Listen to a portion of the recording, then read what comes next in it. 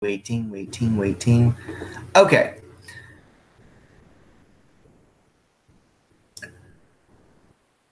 Hey guys, welcome to Behind the Screen. As always, I'm Dave. With me is Jim. Yep.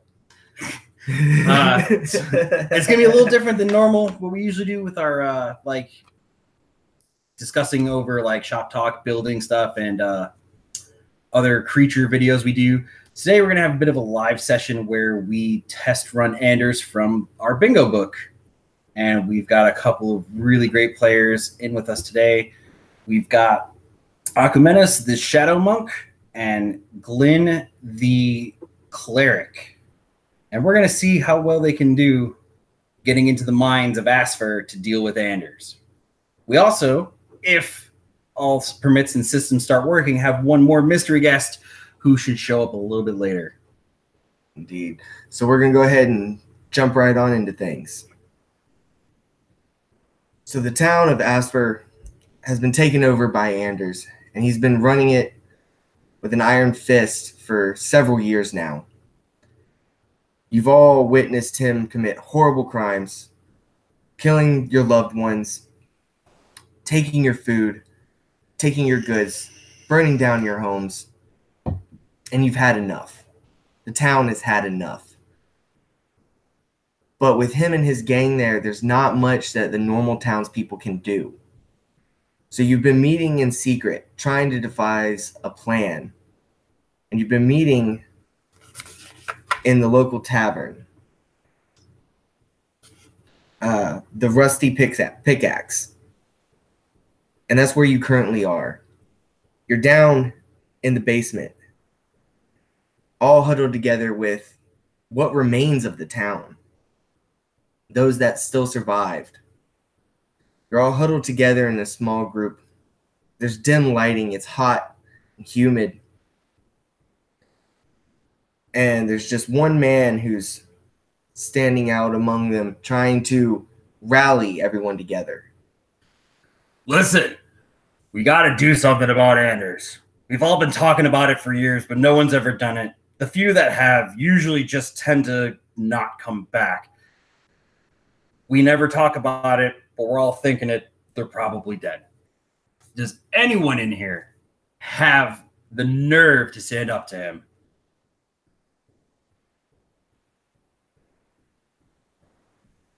Nobody.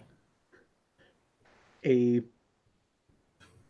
dark-skinned elven man comes forward from the crowd and he says, "Well, to be perfectly honest, a lot of people would probably like to, but it seems like I'm the only one and I'm not doing it alone."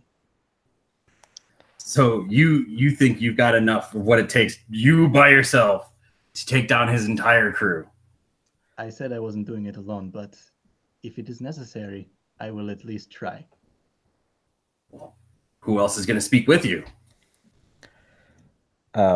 The scruffiest looking 14-year-old kid with black hair, face covered in soot and smog, who looks like they hit their growth spurt super early, kind of stumbles forward through the crowd like somebody was stopping him from stepping forward a minute ago, but he's just sort of muscled past them. And he takes a couple of deep breaths and I will get them. You sure you're supposed to be here, son? I think so. This is the meeting in the Rusty Pickaxe. I mean, I had to, not old enough to drink. I had to sneak in the back, but yeah. Yeah, you're in the meeting, but you say you're going to stand beside this man to take down an entire crew of people, which equates to about a small army. Yeah, that's what I'm saying. Are you calling me a liar? You've got a pair on you, young one. Yeah, and I use them to... No, we're among friends. We don't. So, nobody else. And then out of the crowd, you hear, Well, I would have done it. I'd take him down all by myself. But, I mean, with my bad leg, somebody else is going to do it. But I fully support it. I could have done it all by myself. You shut up over there. You're good for nothing. You're a lot of hot wind. Calm down, gentlemen. Stand up with these two. And the gentleman just kind of seeps back into the crowd. Gentlemen, calm down. If we do it with us two, we do it with us two. If we do it with more, we do it with more. It doesn't matter to me. I'm a dead man if we do. I'm a dead man if we don't.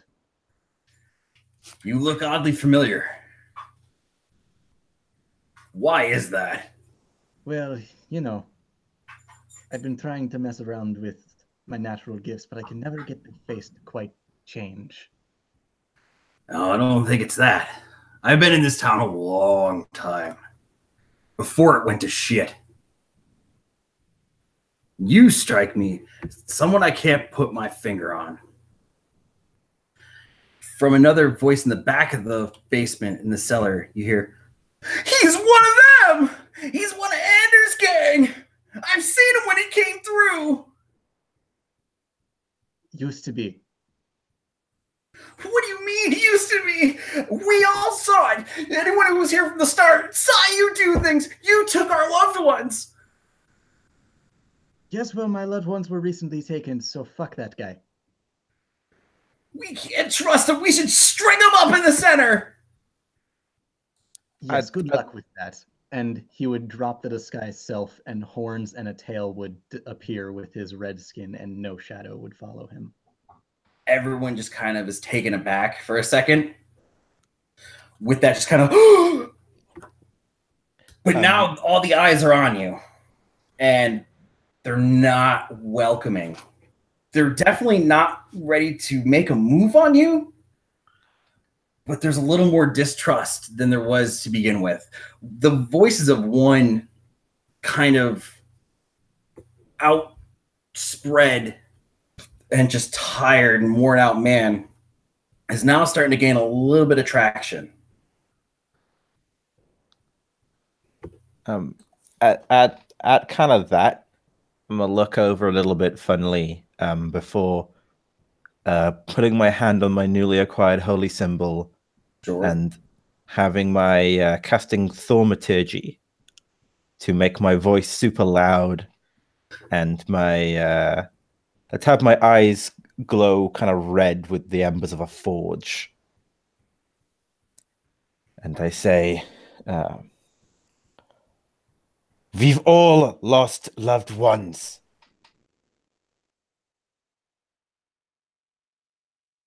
Fulfill and start the witch hunt against the people. Aim your anger, Bet. I am not good with words. You're a cunt. You hear someone else kind of speak up. I'm starting to believe the little kid's more trustworthy than the other one. Listen, either I go up to him and I kick his ass, or we stay like this forever.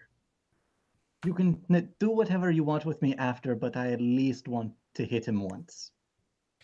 You hear someone cry out, "Seb, what do you make of this? I don't think we should trust it." And the old man who runs the tavern, "No, we've had enough. Damn it, if he's part of the gang or not, someone has to try. And honestly, screw it. If he dies, he dies. If Anders dies, we win as well. I don't see a reason why we shouldn't put a little stock into it. It's basically a suicide mission at this point."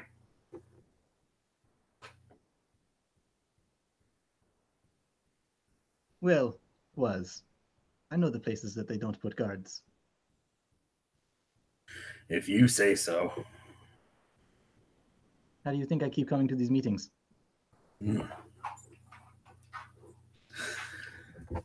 So you're still attending. Okay. Well, listen, it's time to put up or shut up. If you guys are going to do this, it's going to take the rest of the money we have.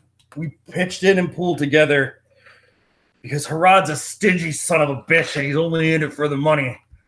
And he tosses you a rough spun sack maybe about 5-10 pounds, and it's got a handful of healing potions in it, and a couple of torches, and a box of tinder.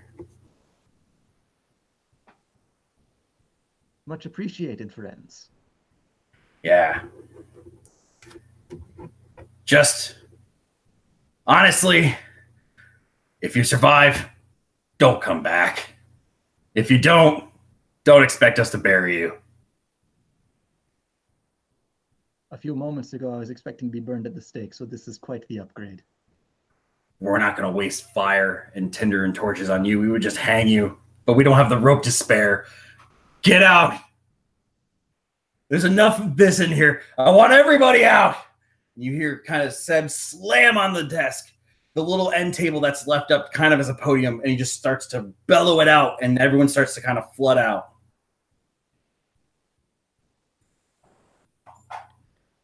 I go over to the stuff, sensing that they probably don't want my companion to be the one that grabs it, and I'll pick it up. Sure, you pick it up. Come along then, child. We have work to do. And as you guys exit the tavern, leaving the basement, you know, as you start to make your way up through the little trap door back into the main floor of the tavern, you feel that rush of cold air wash over you guys, and suddenly the heat and oppressive humidity just kind of relieves off. And from where you were to where you are now, this inn seems like the fanciest place in the world in comparison to the dank cellar that you were in. And you make your way out into the streets of Aspher.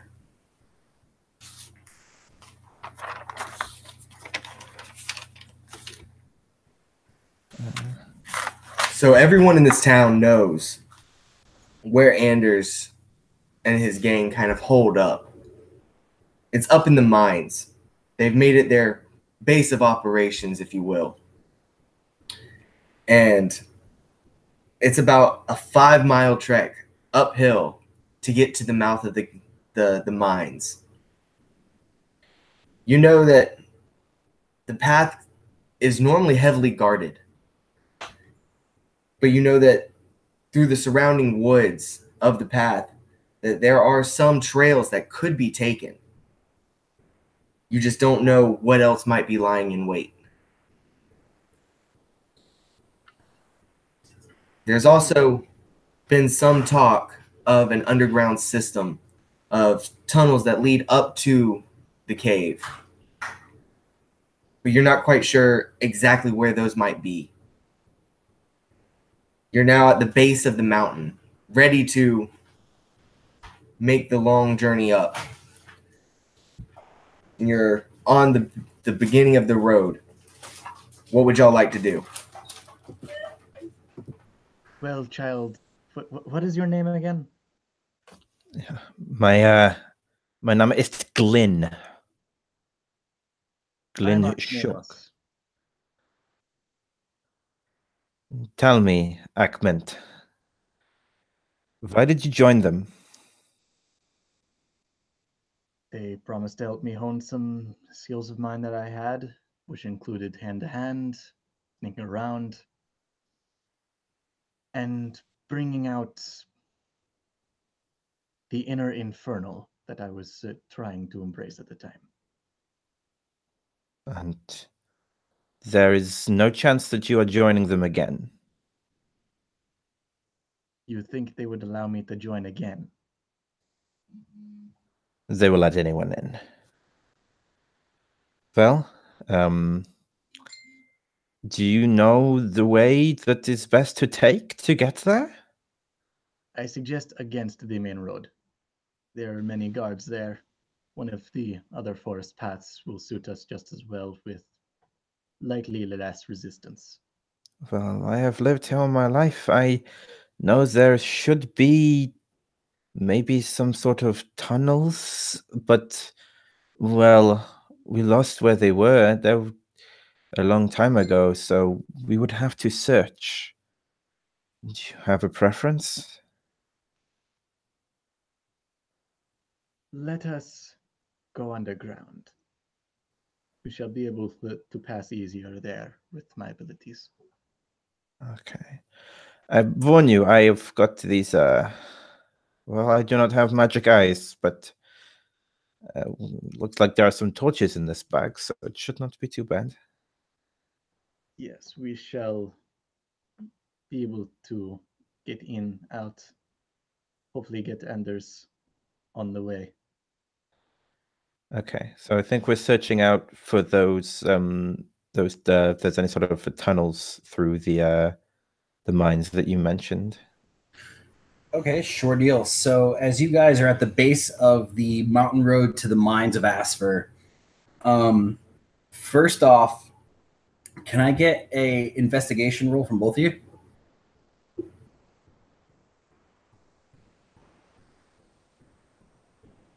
Investigation. Is there a way to roll on the thing, or do I just need to roll a die and tell you what I get?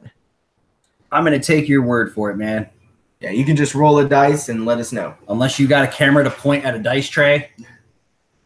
I do not. I've got a little macro set up on here. That's fine, man.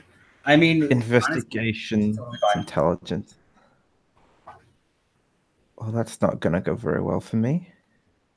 I got a total of 10. I want both of you to roll it. So I got 2 minus 1, so that's 1.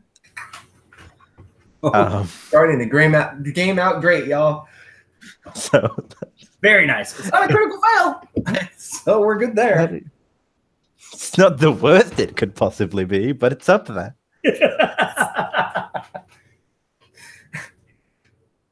All right, so we've got 1, 1, and then Akumenos, what'd you get? I got a 10. You got a 10. And then you are Tiefling, correct? Correct. Thank you so much. Just making sure. And Glenn, you are a human. Gotcha, variant. All right. I've got those two down there. So, as you guys start to make about 40 feet up, you can see a lot of tall pines and fir trees kind of pushed tightly together on the sides of this road, very deep forest. From what you can gather, though, there's possibly Achaemenes, you start to remember that there might have been some kind of small hiking path off to the west, but you're not exactly sure. One of those small little cutaways between the fir trees looks like it might have been a walking path, but you aren't 100% sure.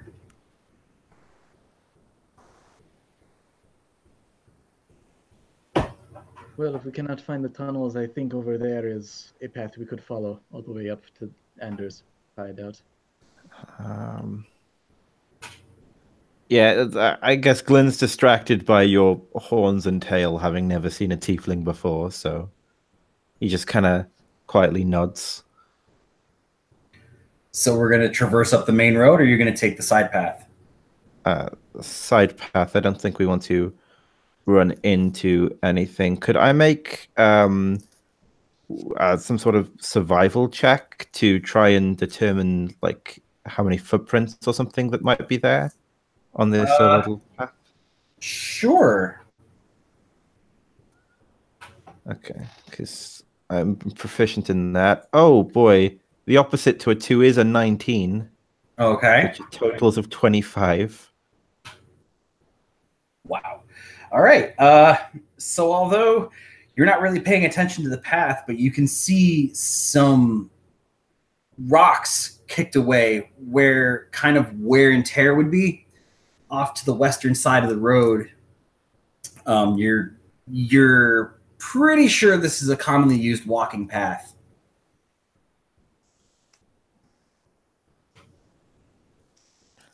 Okay.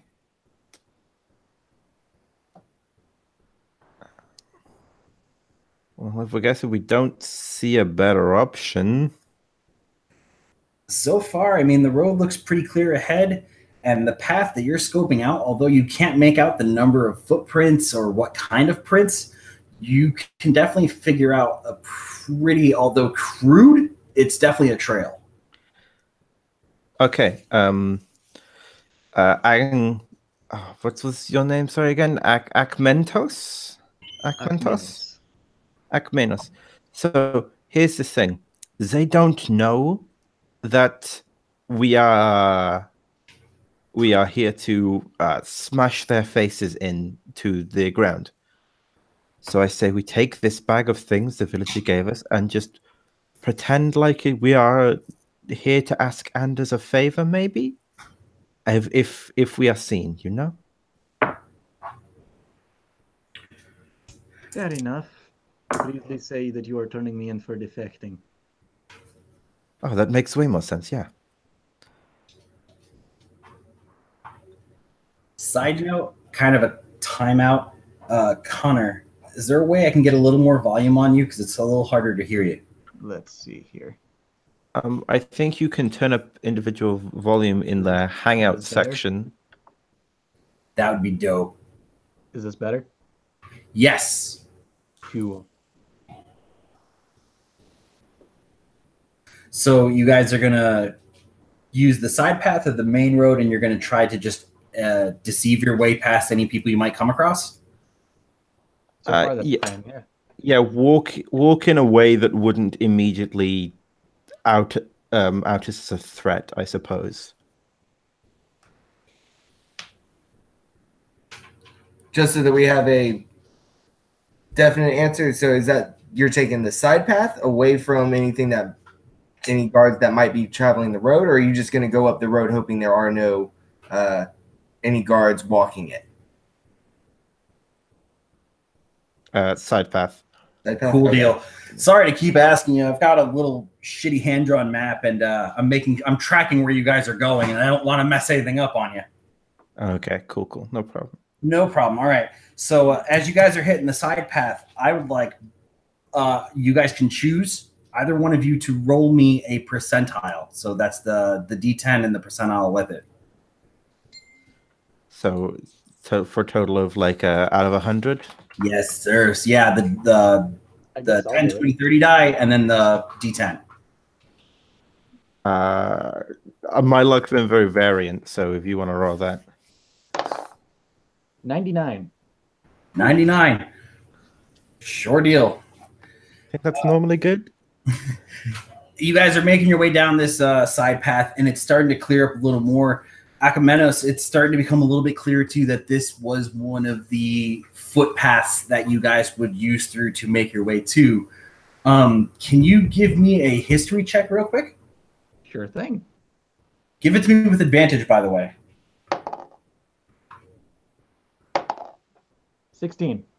16. You definitely know that down this path somewhere, there should be the first of a few other cottages that they were used, possibly abandoned now, but at one point they were used as basically bunkhouses. Then, you should likely tie my arms behind my back. There are cottages up here, and I'm unsure if they are abandoned or not.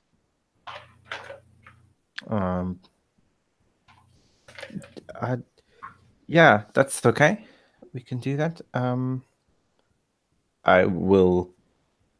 But I mean, I don't want to restrain you for when something bad happens.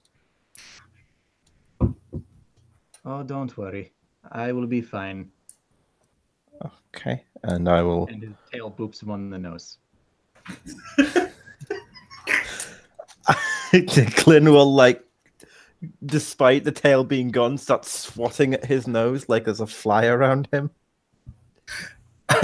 Akamenos, I'm going to give you a point of inspiration for that because you made me seriously chuckle for a second.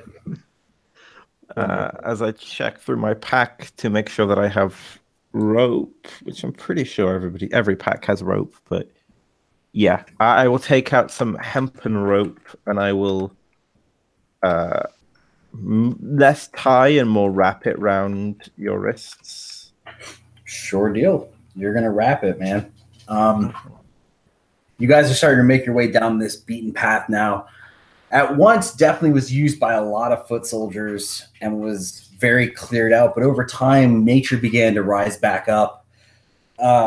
it's kind of more of a goat path now, and you can see certain things broken, other trees and shrubs and other pieces of foliage and flora kind of maneuvered in such a way that where once was a nice wide trail, after Anders took over, become more and more desolate. And then once they started to stop using these trails a bit more, started to overgrow again. Can I get a perception from both of you? We got another +6 on this. But I roll a 3, so that's a 9. My passive is 16. 5. All right, yeah, you guys push deeper into the brush between these pines, and as you start to make your way in this path, the forest itself feels like it's kind of closing in around you. And to the point where you guys are like shouldered up between tree branches and you're having to push through. Glenn, thankfully enough, given his stature and small size, just seems to miss every branch as most of the bigger ones kind of slap back towards Akamenos. With him being restrained, it's a very nice shield. All of a sudden, as you guys are pushing forward, you do see off in the distance, about 50 feet away, the remnants or the shape of what might be a cottage. Glenn, if there is anyone there, allow me to do the talking. You don't see anyone. In fact, you're going to give me another perception. Or investigation, actually. Both of us, or? Just Akamenos. Okay, cool. All right, so that is going to be a 15. 15. For such dense forest, it is eerily quiet. There's no birds, there's no bugs, there's no rustling. There's really no sound other than your feet hitting the dirt and rock and gravel.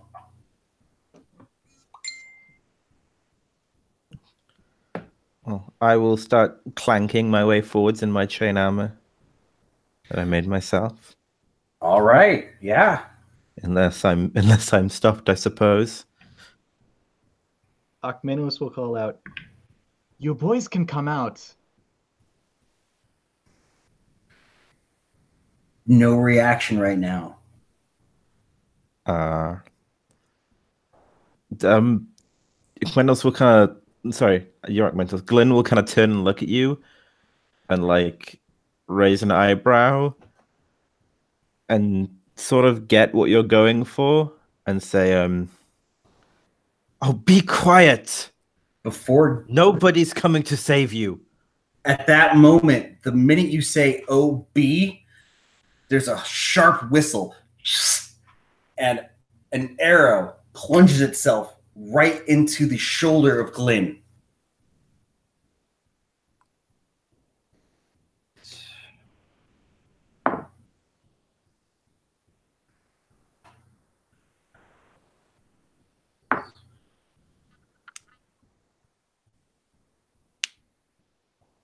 Damn. 14 points of damage. Oof. To quote a topical meme, that's a lot of damage. Yeah, so this I'm gonna need some Flex Seal on my armor. It's a lot of damage. Yeah, so as you say, "Oh, B," thunk, and you just feel this shafted arrow bury itself into your shoulder, and you can see these silver fletchings pluming out behind it. And with that,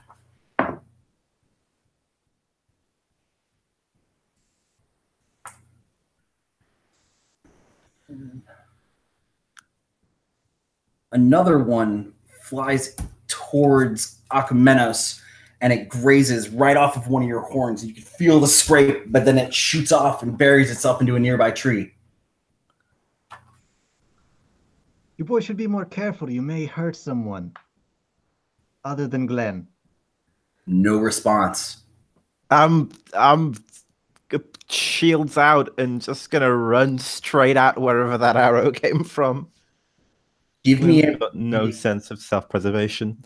Give me an investigation with advantage. So this would be before you run, since you were just struck with the arrow. You have a better idea of where it's coming from.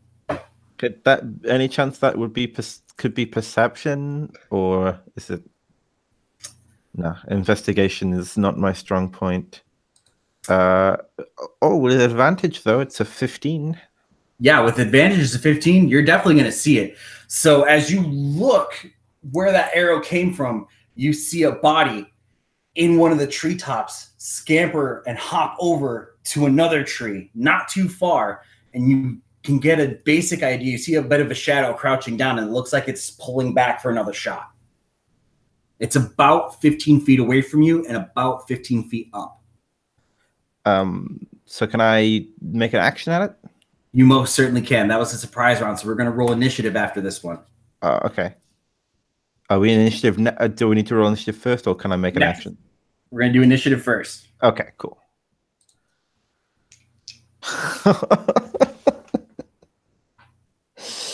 Oh no.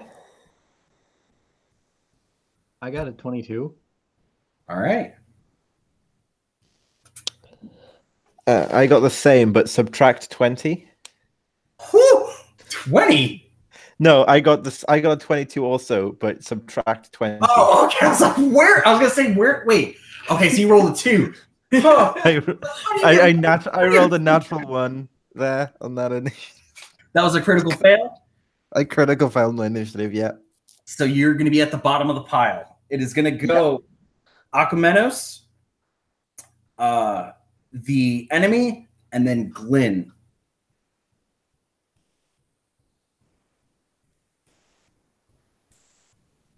Yeah. Akmenos is going to sigh dejectedly, and he's going to pull his hands from where the ropes were wrapped around. He's going to point one finger towards where Glyn is looking, and he's going to use up 2 key points to cast darkness, so that Archer Man can't see. Ah. And All right. then he's going to move up to behind Glenn, and he's going to say, "Child, one of their visions is obscured. Go for the other." You only saw one. I only 2 saw arrows one. were shot. Glenn, take a point of inspiration, please. And You just hidden the fuckers that I could see. Just so I've betrayed me. you guys, just so you know, and I'm clear, we're all on the same page. Inspiration points is just any given time you want on a roll. It's advantage if you use it. Okay.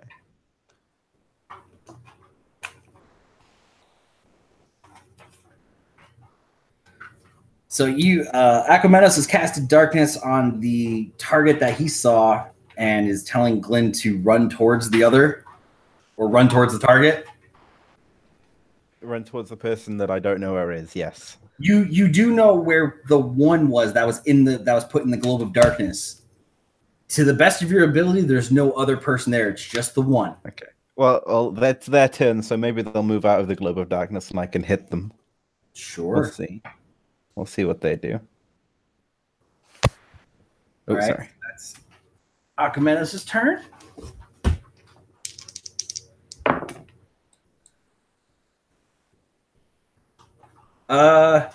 Glenn, roll me a d6 and tell me if it's odds or evens. Okay. It is 5. That is odd. Sure deal. As the globe of darkness falls on the big pine and encompasses the target that you saw was in there, you hear another screeching whistle fly by, and it crangs off of the side of your armor, just shallow. It doesn't cause any damage, and the arrow itself bolts off into the woods.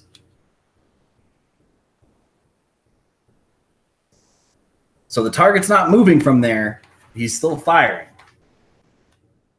He's firing out of the darkness. Yes. Yeah, and it's your turn, Glenn.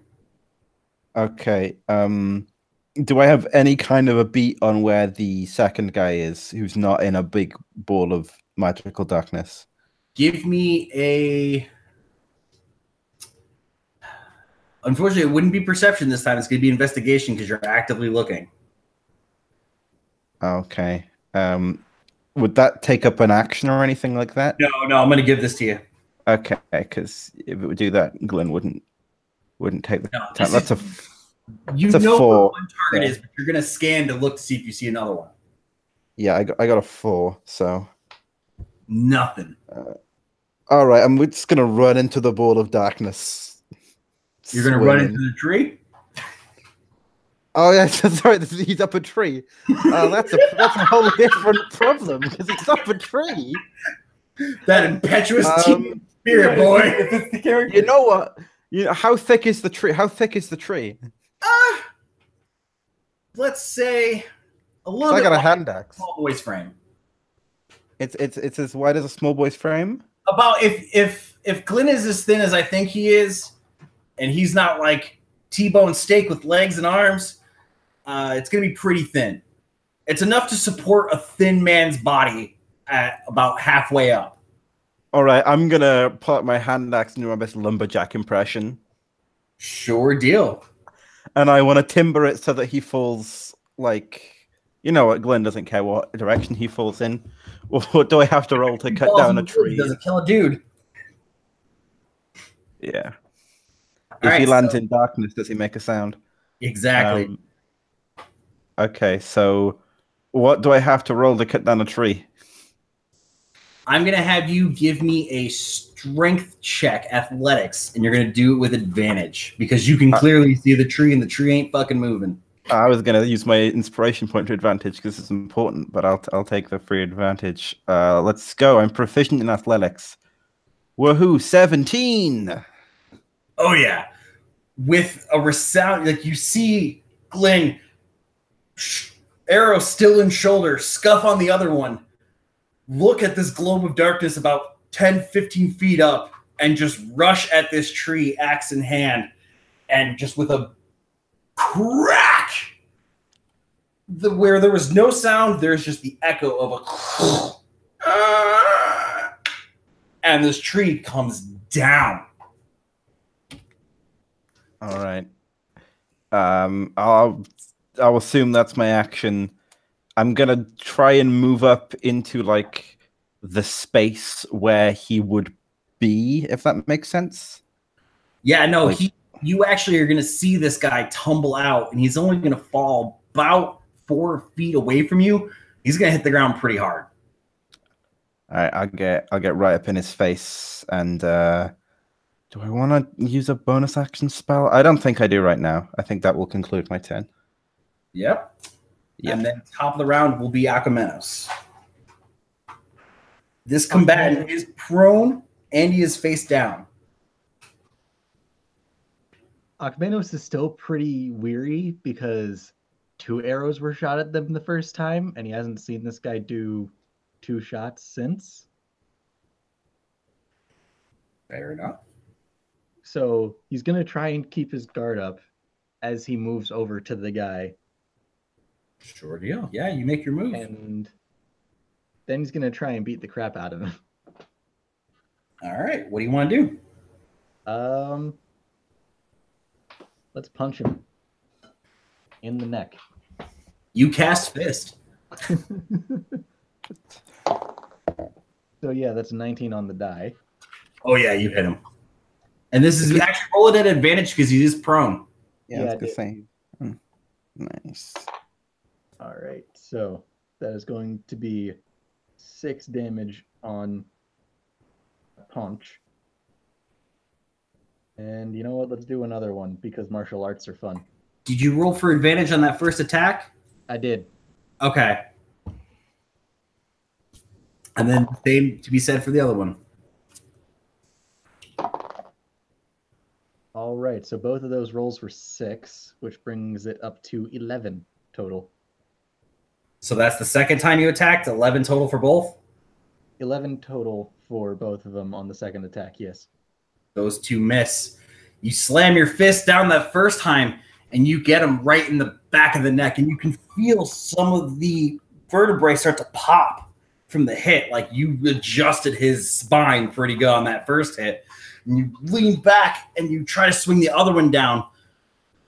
But the attacker kind of shifts and kicks up a little bit of dust, and you just miss, and fist hits the dirt. Jim, why are you doing this? You know me. I don't know you.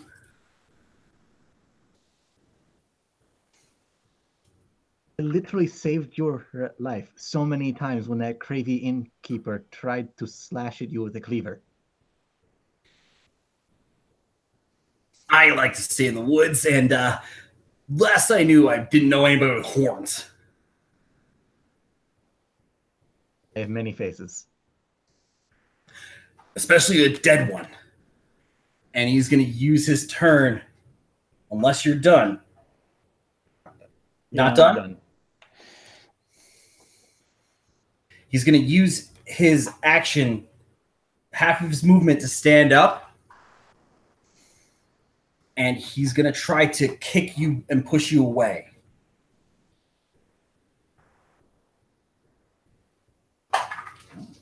Later.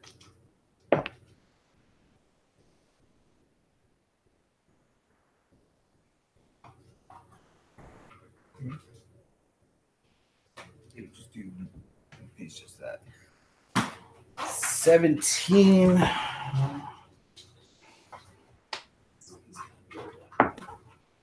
I need you to make a strength check for me. Oh, great. Let's see here. Just straight strength? Yes, sir. Yeah, I'm going to use my inspiration on that because otherwise that would have been a 1. All right. It's a good time. All right, that probably won't matter. 5 total. 5. 5. So as the archer gets up and he puts his foot out, he kind of plants it in center of mass and pushes you back. You start to stumble, but you catch yourself on one of the trees nearby. He's pushed you back about 10 feet. You take 1 point of damage. This man has strong feet. If he can climb up them trees that fast, man, he doesn't skip leg day.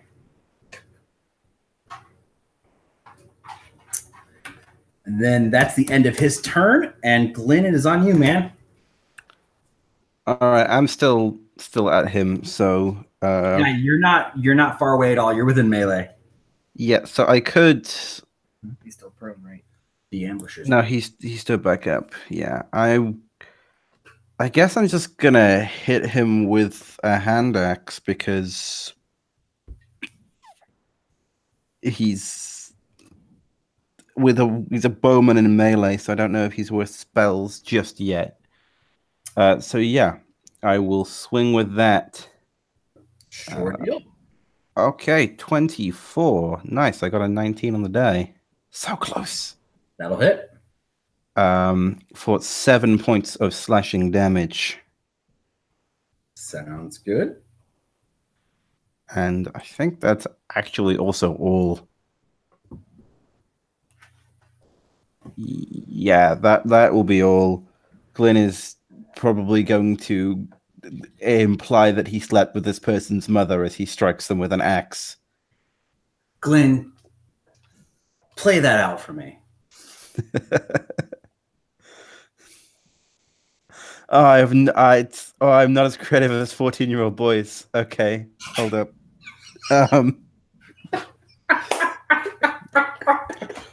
Oh yeah, my axe went inside you, just like I went inside your mom.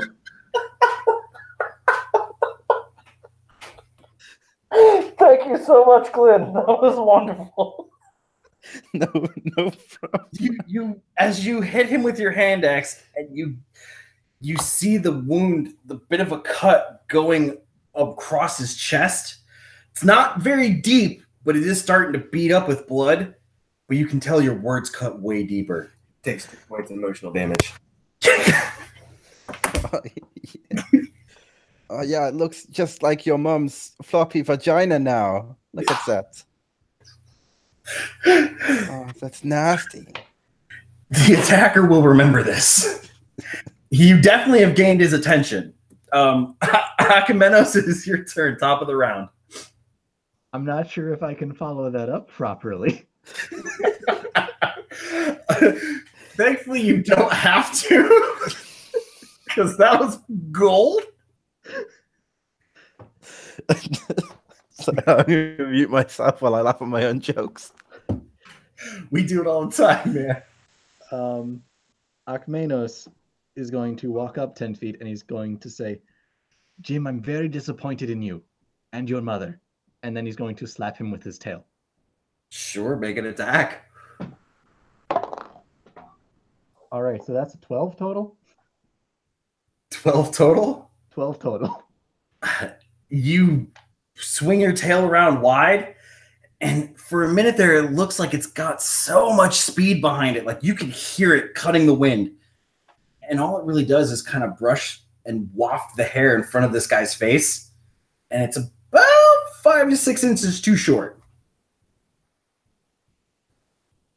And now playing it off as if that was a distraction, he's going to try and punch the man in the face. Sure deal. All right, that's a lot better. 19 total. That's a hit, man. And that deals 5 bludgeoning damage as this man's nose gets bopped. So with that tail coming through and just kind of lightly breezing the archer, he kind of closes his eyes for a second. And in that short second that he closes his eyes to kind of get away from the tail, he opens it to just this fist.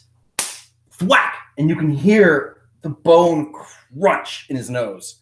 And just little rivulets of blood start to trickle down each nostril. And he stumbles back about half a step. And he looks at you. But then he still sees the little snot-nosed kid. I'm gonna fucking kill you! And he's going to pull out his short sword and take a swing. I have got a high armor class. He pulls it out. He pulls out the short sword in a bit of a flourish, and he spins the blade in his hand, and it looks like it's the end for Glenn. And he brings it down close, only to stumble and dig it into the dirt, and picks it back up, and he misses. And Glenn, it is your turn. Okay. As is tradition, I'm gonna. You know what? I'm going to try and I'm going to use a shove action to try and knock him prone onto the ground. Sure deal. So, which will be embodied as Glyn rugby tackling him. Or I guess American football tackle.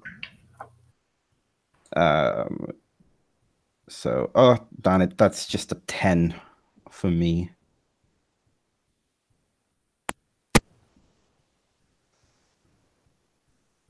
It's just a 10. You managed. Yeah. Oh, nice. So I push him prone. Yep. As he starts to pick his sword back up and get righted up, you kind of just grab him under that rugby tackle. You push his head down and then get around him and push him. All right. Akamenos, your turn. Jim, I was trying to be civil, but you pulled out your blade, so I have to pull out mine. And he pulls out a short sword that looks almost identical. Sure. And he swings down at Jim.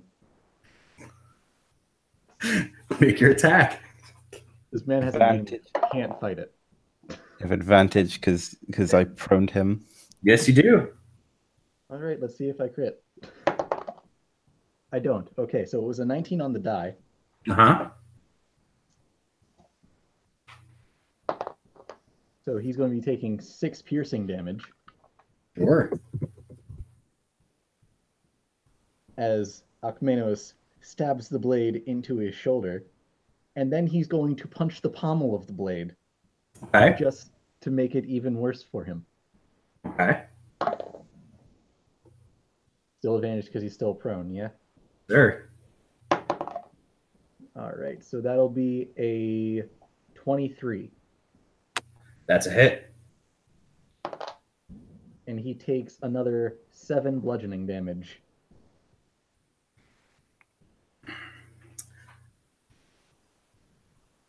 So with that last bit, you were pushing the blade in farther with hitting the pommel, correct? Yee.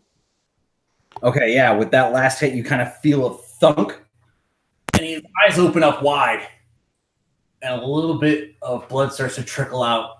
And with one last act, he leans his head and he spits at Glenn.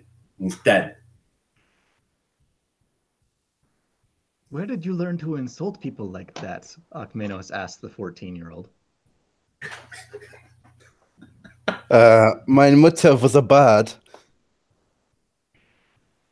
But wasn't there 2 of them? We should listen for footsteps, maybe, I guess. I would like perception from both of you, please. I'm good at this. Yes, I am. 20. Okay. Is that a nat 20? No, that's 20 total. Okay. I got a 6. Nice. You roll dice after my own heart, man. We're taking it in turns to be the bad one. It's working well. We're a good team. It seems to be working right now. You, after the scuffle has ended, the dust kind of settles. With deep sighs, you kind of start to focus and you're listening in for any kind of sounds, but all you're hearing is the sound of your heart and the blood pumping through your head. There doesn't seem to be any other noises or any other footsteps or anything like that around.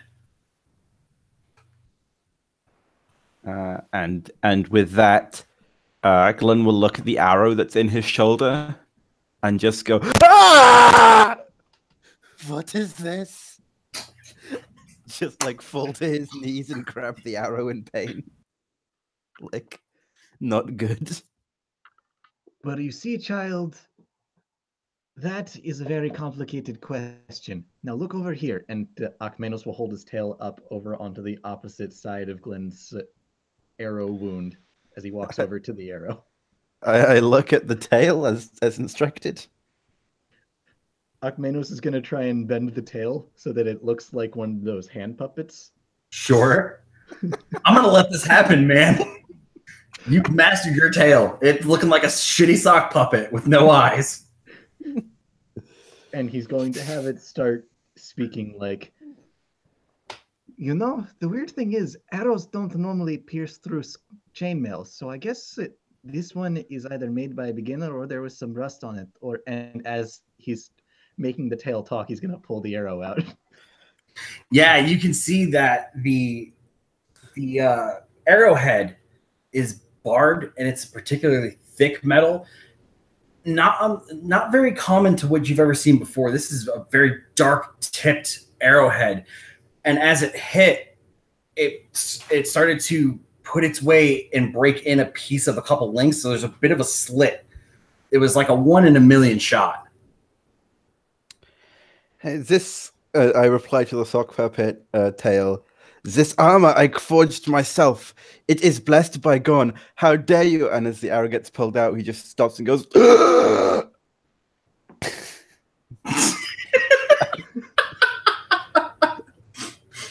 Yes, do not worry, Glenn. It was a very rare shot.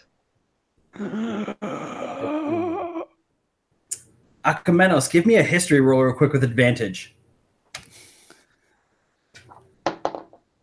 Oh god, good thing you gave me advantage.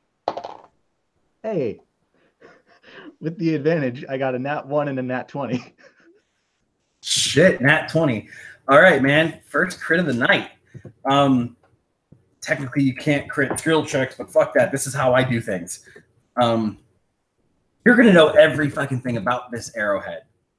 So there is a lot of talk about the mines of Aspher that there is a rare mineral and ore that's pretty prominent in these mine veins, and the whole reason that Anders has taken over this mine was because of these minerals and these ores, and just the sheer profit for them, and the fact that the metal they create is so dense it can cut through or pierce a lot of thick armors.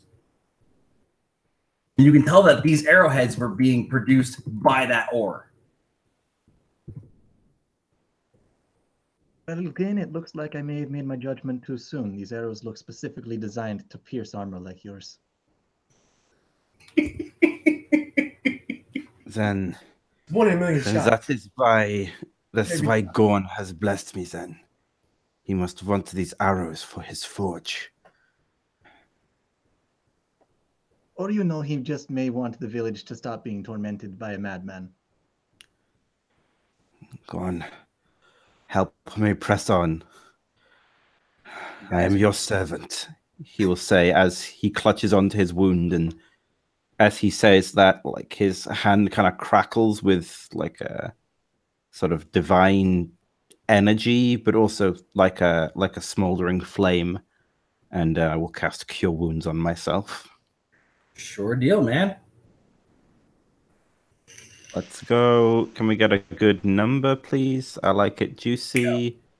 Oh boy, that's maximum healing. 12 hit points. Very nice, very nice. That's what we like to see. Not at full, but nearly. So that I'll take it. And are you guys going to press on? I think so. Sure deal. You guys can continue on. You start to make your way. Oh, before we do, quickly check if this guy. 'Cause I always forget to loot. Does this guy have anything of interest or value? Maps, keys, gold, I guess. Give me potions. Give me an investigation roll. Oh, jeez. I'm bad at pat downs. Let's go 7. 7? Yeah. Sure. You find that out of the arrows that he has, there was only one really good one that you found. It must have been the other one that he shot that scraped off of you. That was probably another good one. Other than that, you find a couple copper here and there, and then one extremely smooth, well-polished rock, almost teardrop shaped.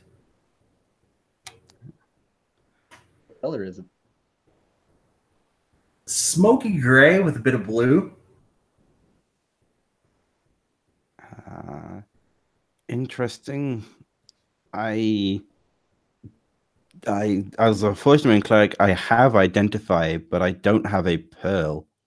So I guess I will having no talent with arcana or anything of that sort, I will just toss the weird gem to my weird looking friend. Just in a slightly racist way. Hey, I'm very accepting and open of weird horn people. Glyn is on the fence still. The only one he's met was in Anders' gang, so it's a bit like, we'll see if we bond together. We did work well as a team, to be honest, so maybe. Sure deal. Yeah, you toss it to Akamenos. And yeah. What do you expect me to do with this? You did witchcraft, yeah? You can. It is present. Keep it. Firstly, I'm not that kind of tiefling. Secondly, thank you for the gift. No problem. All right, so yeah, after that, and you get a little bit of loot, you guys start to continue to make your way down the path. Oh, before I forget, Akamenos is going to clean his short sword on the dead guy's shirt. That's rude, but I accept it. And then I'm going to forget to clean my hand axe.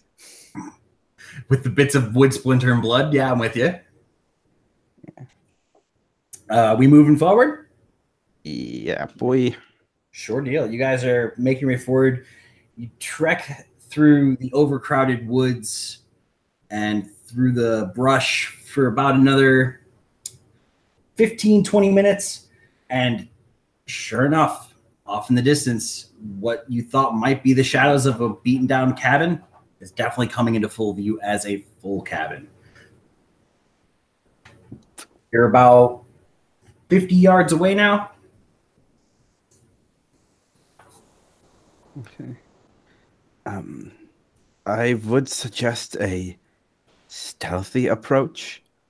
But my armor prohibits such strategies being anywhere near effective. Archmanos is going to shush him and put a finger on his lips as he spends another 2 key points to cast Pass Without Trace on him. Going to Don't cast worry, Pass you Without will be Trace. fine. Yes, Sure. because Shadow Monks do that. Yeah. And with Jingle Jangly on your side, it's a bit of a problem. Jingle jangle. Don't worry, your armor will be quiet as we move through here. Yeah, that's fine, but please do not imply my armor is bad in any way. It took me like 6 weeks to make. Okay. Let's stealthily approach up the hill and try and be quiet and such. I suppose. So you guys are going to make your way closer to that cabin, and you're going to do it stealthily. I would like stealth rolls from both of you. Glenn, it's going to be a straight roll, and then I believe Pass Without Trace just applies a +10. yes, but normally So you would have advantage. So you're still gonna roll. Oh yeah, you're still going to roll Yeah, disadvantage. so I've still got disadvantage, yeah. Okay. Yeah, you're just getting +10. My bad. Oh, powerful magic. 17 and 13 gives me a 14 stealth, +10 is 24. 23. Right, yeah, I'm quieter than you? Slightly. with having Pass Without a Trace on both of you as you trek through this beaten mountain path, the sounds of the clinking fade away into the emptiness of the air, leaving behind only the sounds of twigs and branches crunching underfoot of the tiefling. It's like he's walking on ducks. Wait, what? I was making a joke.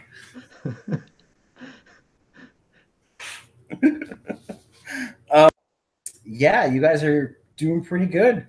You're getting closer. There's a few trees obscuring most of the cabin ahead of you. You're about 25 feet now. Can I get a perception from both of you?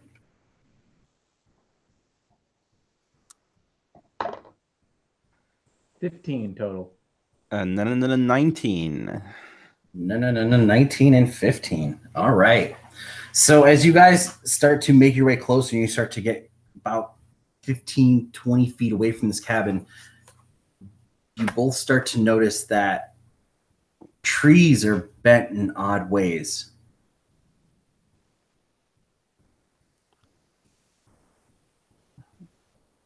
I happen to know if Anders has a druid in his payroll. Give me a history roll. That's a 2. You don't even know what a druid is. These trees are really weird. Val, would you happen to know if he has a druid in his payroll? I'm sure there's people who smoke drugs out here. What is that? I do not know. Val,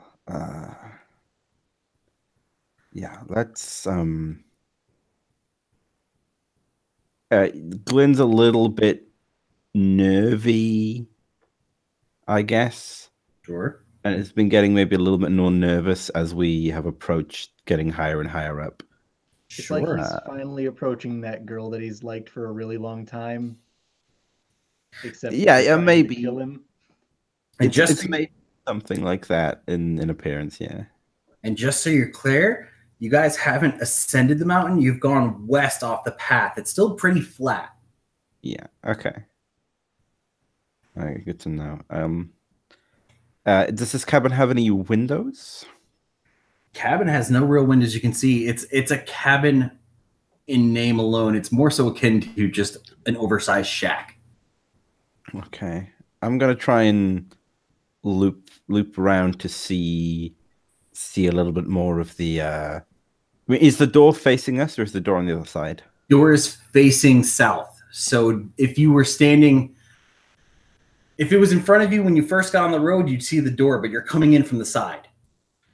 Okay, I want to try and loop up so I can see the doorway and see sort of the front area of it, if that's possible.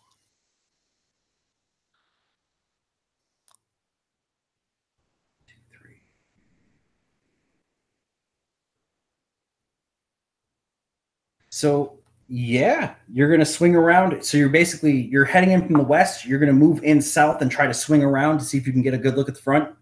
Yeah, I am at least. What about you, Akamenos? To provide a distraction, Akmenos is going to go in the opposite direction and throw a dart at the shack wall. Don't you Sure. know? You never split the party. Sure. All right. So you're gonna go the opposite direction. You guys are splitting up. Oh, that's the trick question. I know how far apart you to the guys back. are 'Cause the correct answer to that is no, we're not. Never mind. But yes, we are. I don't think we'd ever leave each other's kind of like immediate visual range. So you figure you're going to go about, what, 20 feet to the south, and you're going to go about 20 feet to the north? Yep. Yeah, we'll stay within 40, 60 feet of each other. Okay. We'll make it a nice even 40. We'll split the difference. So as you both go your separate ways, Akamenos, give me an attack roll. So that is going to be a 15. Sure deal. Yeah, you're going to throw a dart, and it's going to hit the shack. You're going to throw it with such force that sticks into the shack. And Glenn. Thunk noise? Yeah, there'll be a thunk, just a nice, solid, meaty huh.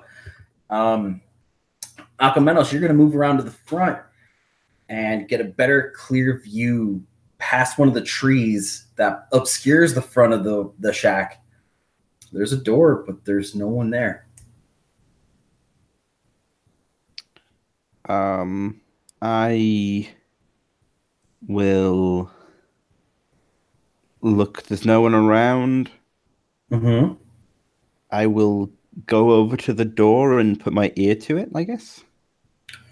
No, wait. I have a terrible suspicion. Mimic shack. No, Okay, here we come. Lynn has no idea what that is. Yeah, I'll go over to the door and put my ear against it and listen in. Sure. As you make your way up to the door, you hear a where is it? You hear a, and that sound starts to echo all around you. It seems you've hit an alarm. And before you have time to react, you have one guy rushing at you from behind, sword drawn. I throw my hands up in the air and be like, wait, I'm not here to fight. He doesn't seem to care. He's going to make an attack at you.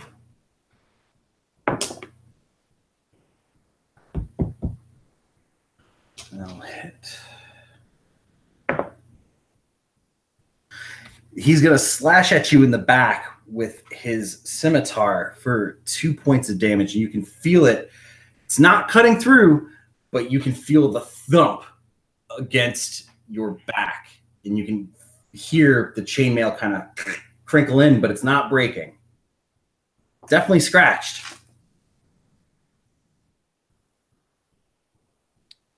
Alrighty then. And then for Akamenos, Can you give me a perception roll?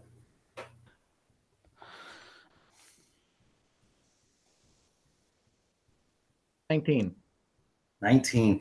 Yeah, you definitely hear all these sounds and chimes and clings and clangs going on. And you also hear off in the distance the sound of metal on metal, that swift, sudden scrape.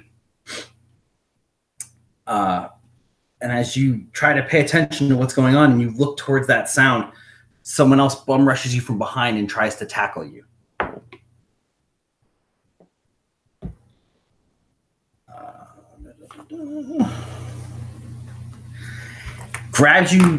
This man grabs you by the waist from behind, and he starts to wrap his arms around you. You can feel the push, but you maintain and stay up. You start to slide forward a bit, but you just can't get a good solid grip on you. Sir, I appreciate the affection, but I did not ask you for a hug. Yeah. We're going to have you guys roll initiative, please. Alrighty then. Let's do better this time. 40 feet apart. Better this time. Natural 20 for a 21. I got a 17 on the die for 22. All right. And then, Damn it. No, wait, not 22. Good. I think it is exactly 20. It is exactly 17. 20. Yes. My crit means something. I go before you.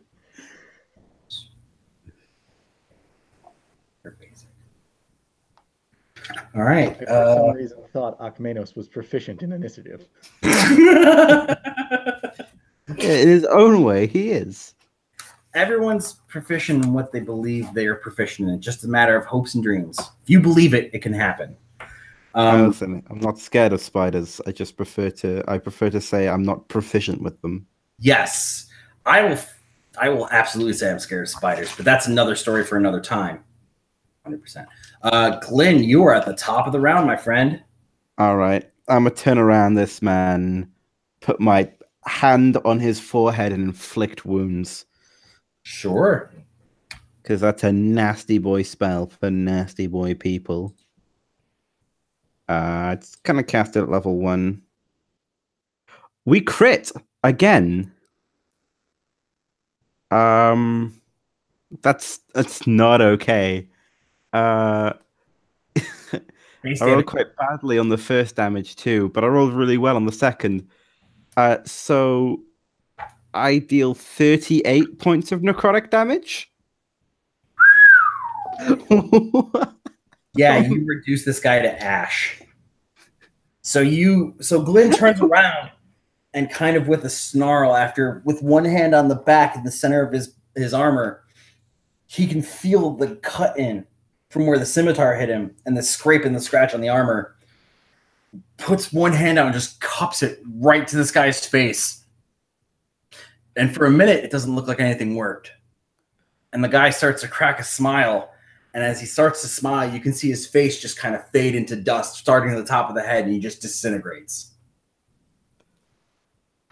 He's fucking dust. I nonchalantly whistle. Just a casual. I want to believe that Glenn can whistle better than you. I would be able to whistle if I wasn't fucking grinning right now. Yeah, you annihilated that man. There it goes. And very, he will very dapper tune. Whistle a dapper tune as he looks over and then sees his buddy or pal, somebody failing to tackle him. And I will make my way over my 30 feet of movement towards them. Yeah, you're going to get about 10 feet away, and you're going to see Akmenos being kind of grappled from behind, but he can't quite grasp his hands together, so it's sort of a loose hug. And Akmenos, it's your turn, man. Akmenos is going to... Akmenos, I call him Akmenos. Turn around, and he's going to drop an elbow on this man's head, hopefully. Yeah, sure. Probably not with that first one. 11. That's a miss, man. You bring it down, and he kind of just shifts back, and you graze down the side of his arm and his like upper arm and bicep area. And after that fails, he's gonna What's go the down. matter, freak? You can't hit me. He's gonna go down into a crouching position and then backflip kick him. Like this is gonna have a chance. 14. 14.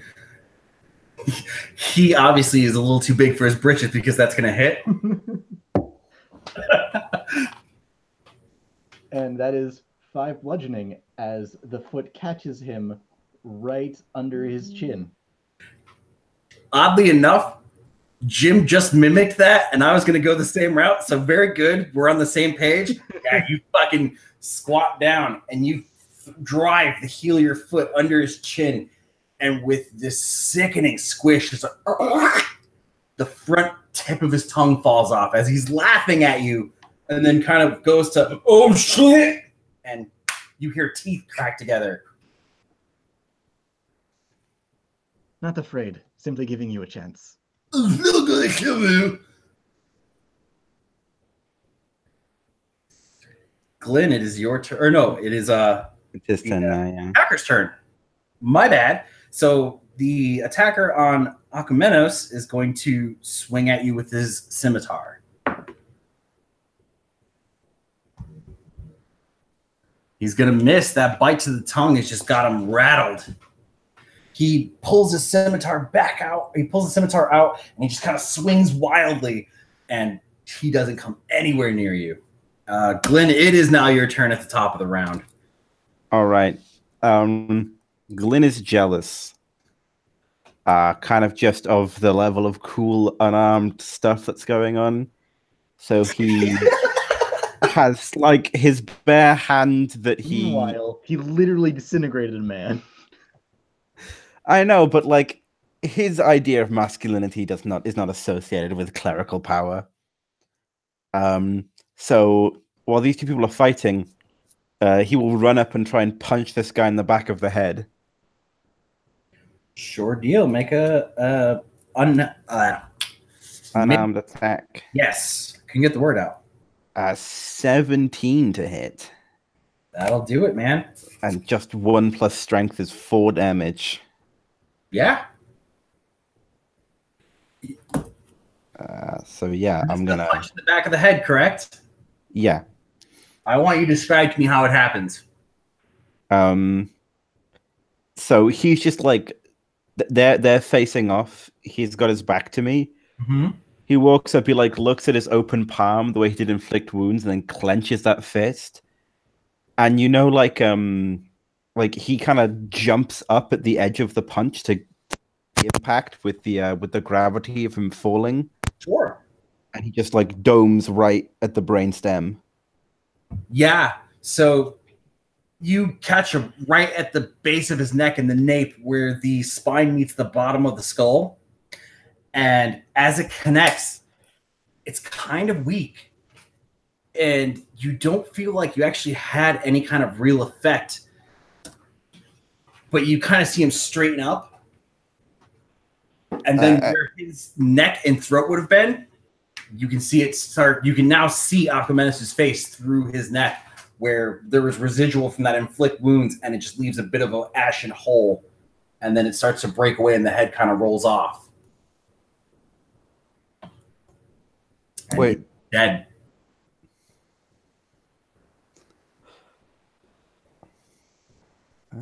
You punched his neck off. I just wanted to make it sound cool. I look at the monk. Are we jealous yet? Akmenos will crack a grin. It seems you're learning something from me. Stop that. I'm a bad influence. You cannot be a worse influence than my father. Do not worry.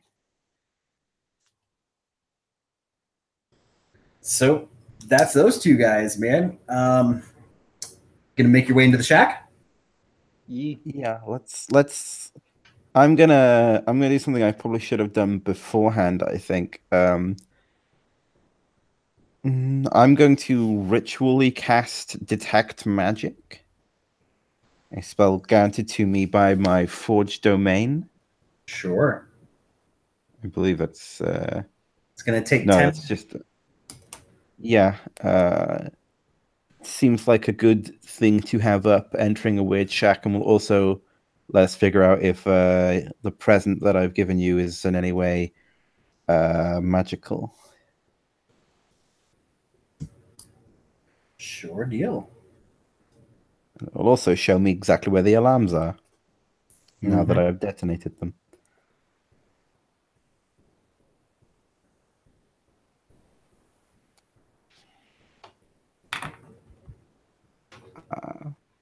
So yeah, filtration, you sense the presence of magic within 30 feet of you. Magic this way.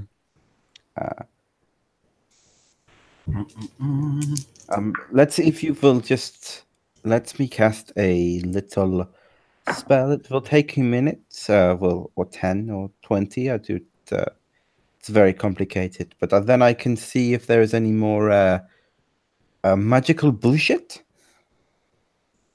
And then it won't catch me off guard again. Sure, yeah. You're going to take that 10 minutes and you are going to cast your ritual. Akamenos, what are you going to do? He's just gonna go around to the front and see if he can like see inside of the shack with dark vision. Sure. I mean, there's no windows. The door is closed. Can I have one of you roll a D100 for me? I didn't like think you can do it this time. Yeah. So my turn. Oh, the devil's number 66. 66. So as you move forward, Akamenos, to kind of look around the front of the cabin to see if there's any windows or anywhere you can look in, you get about 10, 15 feet away from Glenn. And in the process of this ritual, you guys hear shouting rushing in from behind you. And it's going to be 2 more attackers coming in. They're both going to attack Glenn.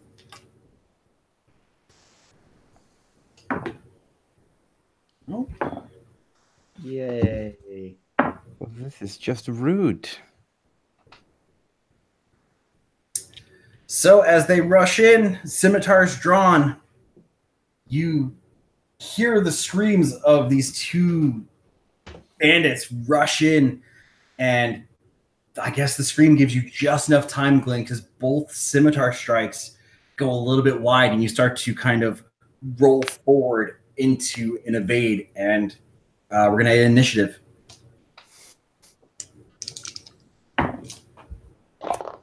Dun dun dun dun dun dun dun dun. 18. 7. My hot streak is over, guys. It was fun while it lasted.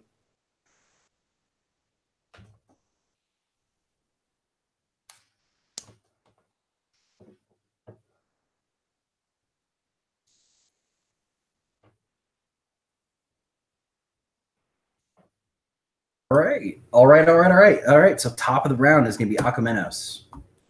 All right. So, hearing the screams and seeing those 2 guys rush at his friend, he is going to run towards one of them, pulling his own blade, and he's going to try and stab the man. Sure, you've got A and B just to make it a little easier. Which one do you want to hit? A. Sure, you're going to have to band a A. Hey, look at that, a crit. All right. Your fist explodes and you're dead. So that is 12 piercing damage as I stab him with the short sword. You catch him straight through the neck. Just one swift motion. The ring of the metal coming out of the holster, the hilt, the sheath you have. You hear the ring and then just a slick, and you push straight through the center of his neck. Pull back out, sudden spray, and he crumples. And then Can I say, leave one alive, maybe? we'll see how I'm feeling.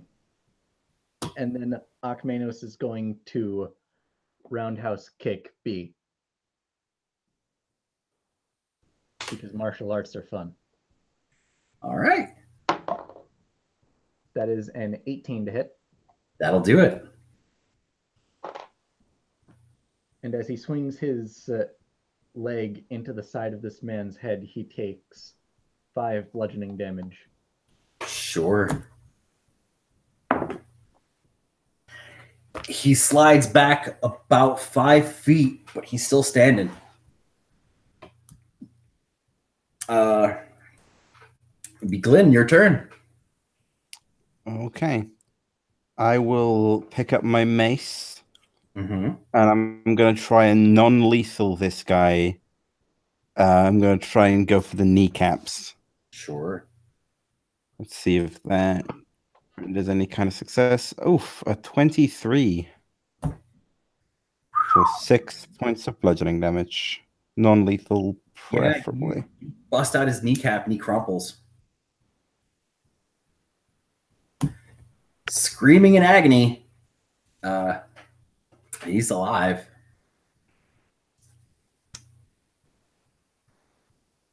Shut up, Harold. You've had worse. Just a spit towards your feet as he still grabs his knee and just screams and no, I'll kill you. What are you going to do? Spit me to death? You like that, freak? No, actually, I find spit quite disgusting. If you could keep it in your mouth, that'd be much appreciated. So, as you say that, what else is going on? What are you doing, Glenn? I think that's the extent of my turn. Sure. With the Akamenis, was there anything special you were doing besides the jab verbally? Nah. Glenn said he wanted to keep one alive, and Akmenos is feeling fine, so. Sure deal. And he looks up at Akmenos and he goes, I remember you. You were always a bit of a spineless coward. And he reaches into his bag, and in a flash, the strike of flint and tinder, you see a fuse going down in his fist. You have one chance to put this out. He's just lit a stick of dynamite.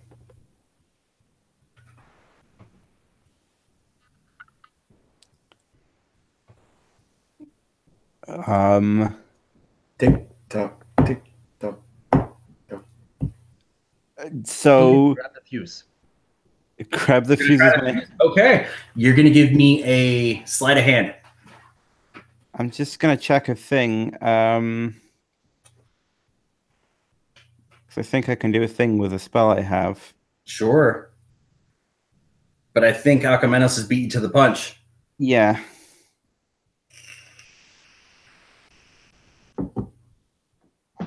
No, I can change the color of the light on the fuse. Yes, please do. Fire. It's green. I can open an unlocked door nearby. No, thaumaturgy does not put out flames of any kind. Just turns into fire. All right, Akamenos, what do we got? Well, shit. I do have a spell that might be useful here. You may want to use it. Okay, I'm going to cast. He doesn't get to save against it, so this may still go badly. But I'm going to cast Command. You're gonna cast Command? Is Command Yeah, instantaneous, though? I can't remember. Yeah, I think Command is instantaneous. It is an action. It's casting one action. Creature you can see. Essentially, I speak one word command to a creature I can see within range, Mm-hmm. and it must be on a Wisdom saving throw or follow the command on its next turn. So that might not be soon enough if it's on its next turn, huh? Yeah, no, this is happening now. You would take 6 seconds to do it, but you don't have 6 seconds at this point. Yeah, I guess I'm not going to be getting that off, and the best I can do is put my shield in front of me and run backwards. I'm going to need both of you to make dexterity saving throws, please. Oof, ouch, owie. Oh, that's a pretty Let's good use that inspiration for advantage. I got a 23. I got a 4, and then I used the inspiration for advantage, and I got a natural 1. So you got a 4. Yeah, I guess. Well, because what was it? A natural 1 and then a 4 on the advantage? Or was it a 4 and then inspiration re-rolled into a natural 1? Okay, so no, you got a 4 because when you're rolling the advantage, you're just taking the higher number. Okay, cool. So 4. And then Akamenos, what about you, brother?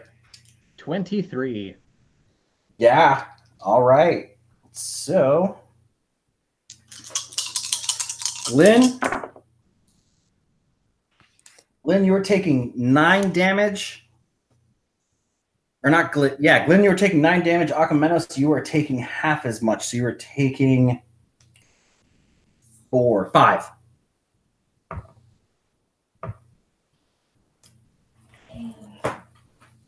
Is that fire damage or?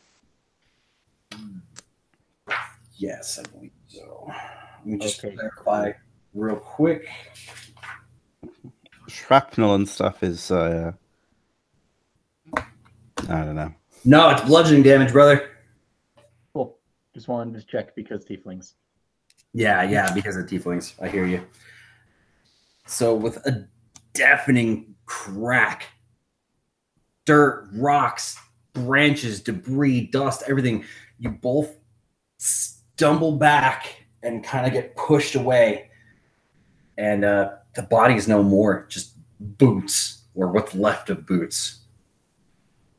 Gottenhimmel. I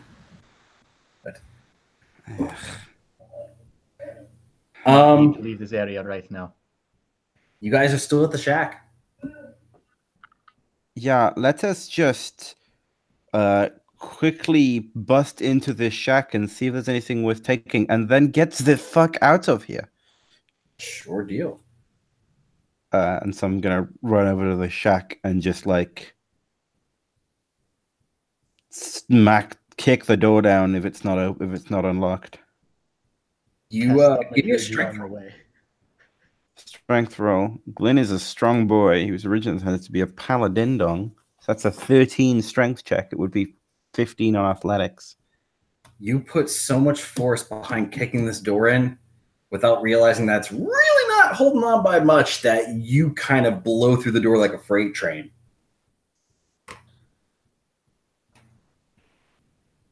I mean, the door wasn't locked. It was pretty thin to begin with, and you just pummel it through.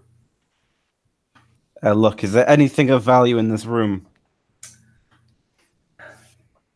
We're going to do... Akamenos, did you follow him in? Yep. All right. So, with the rush in, I would like both of you to give me a dexterity saving throw, please. Oh, boy.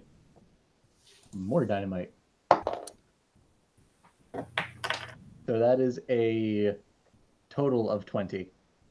Sure. 9.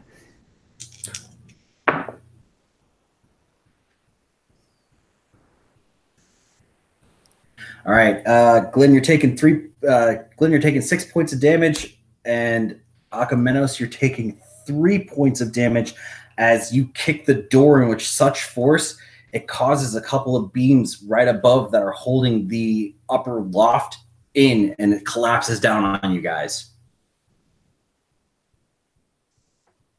Ooh, fun. God.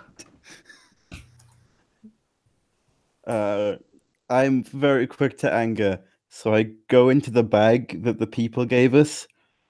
I pull out the tinderbox and a torch, I light it. Yeah, it lights. Fuck this cabin. Are you trying to attempt to burn down the cabin you're in? Are we in it? Yeah, you guys are in. When you okay. kicked, I thought when you are kicked we- the door, your whole body went in with it, and Aquamenos just kind of trolloped in behind you. are we trapped in, or can we still get out?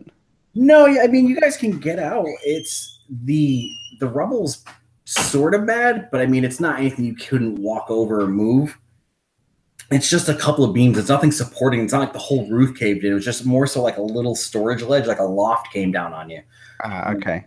But you can light your torch. You can see in there. It's now lit because it was dark before. Yeah. Can I will. Oh, go ahead. No, you go for it. I'll wait for you if you had something you were going to do. I was just gonna say I was gonna look to see if there's anything of interest in the room. Investigation. Okay. Aim to have not made a smart boy character. Got a 10. 10? 10. All right. Aquamenos, were you doing anything as well in this process? Trying to get out of the cabin because it has caused way too much trouble already. Sure. Yeah, you start hopping back out since you avoided the brunt of that. And Glenn, besides the rubble coming in, you can hear creaking of different boards and beams, and maybe it's not the most structurally safe now since you've kicked in that door with such vengeance. It seems to be holding, but at this rate, who knows? There's no like convenient pedestals with a magical sword, or like a chest in the corner of the room, or a chest of drawers, or nothing. Unfortunately, if life were so easy, it would be a fantasy. Yeah, it would be some sort of game where you role played, and I know, right? That's weird. oh, it'd be convenient. All right, I will just kind of toss the torch into the pile of wood that I caved in. Sure, yeah. You guys, dig your way out. You toss the torch in behind you. Let's go. All right. We should maybe hide these bodies. Well, the cottage is going up pretty quick. If you want to do that, you can. Yeah, I'm not. One guy is ashing dust, the other guy's a crater. But then there's like two other guys too. Yeah, farther down the path. Yeah. You know what? We have been really sloppy murderers. It is probably not the time to start being professional. That I have murdered a house out of petty vengeance. So I says that's a really good idea.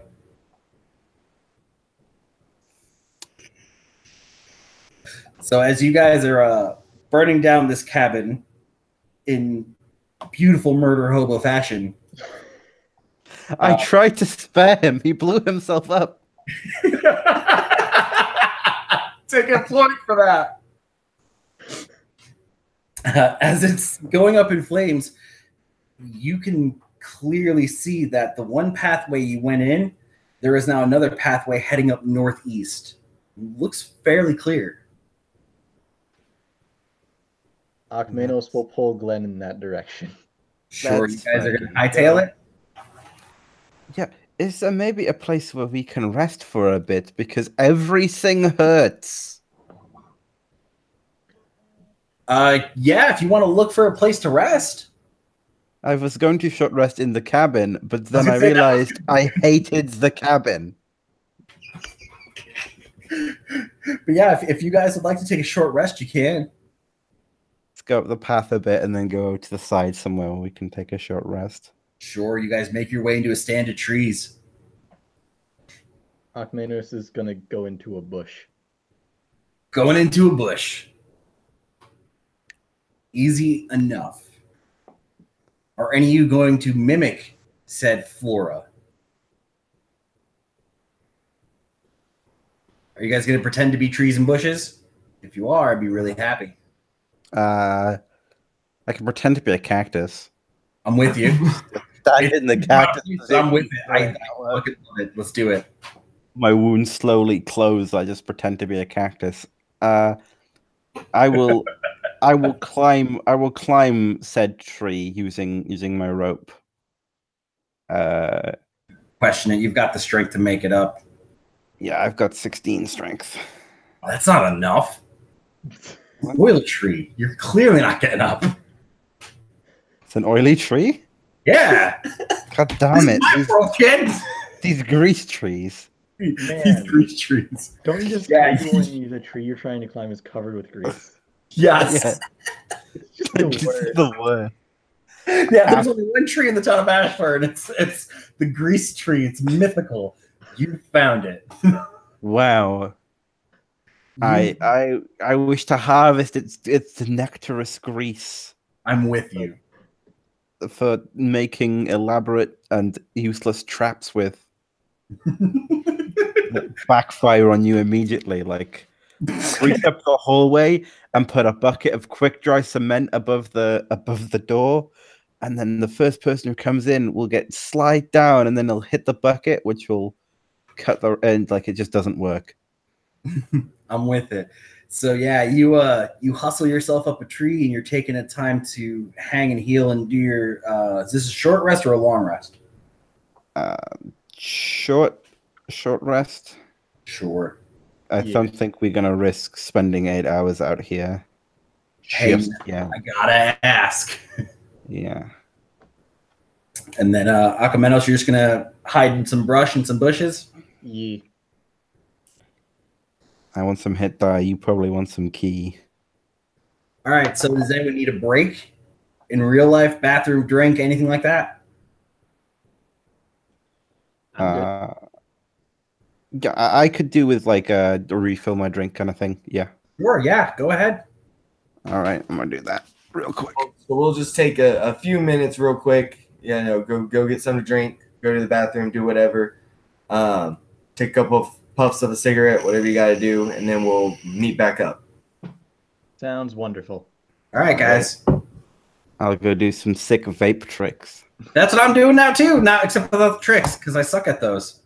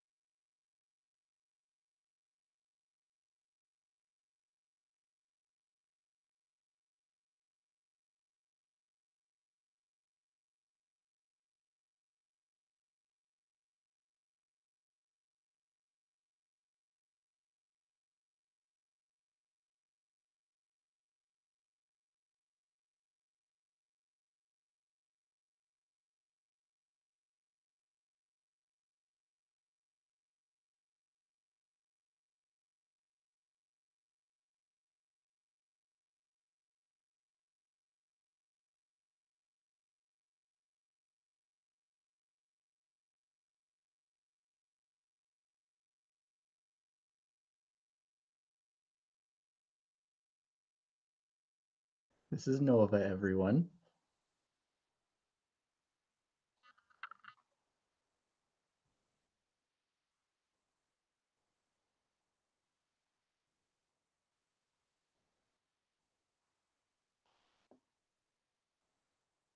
Say hi to everyone.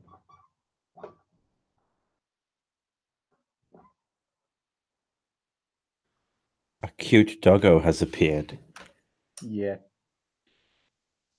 He's been chilling over there for most of the game.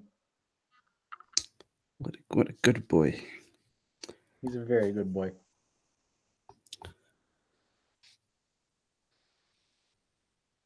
This game's pretty slamming.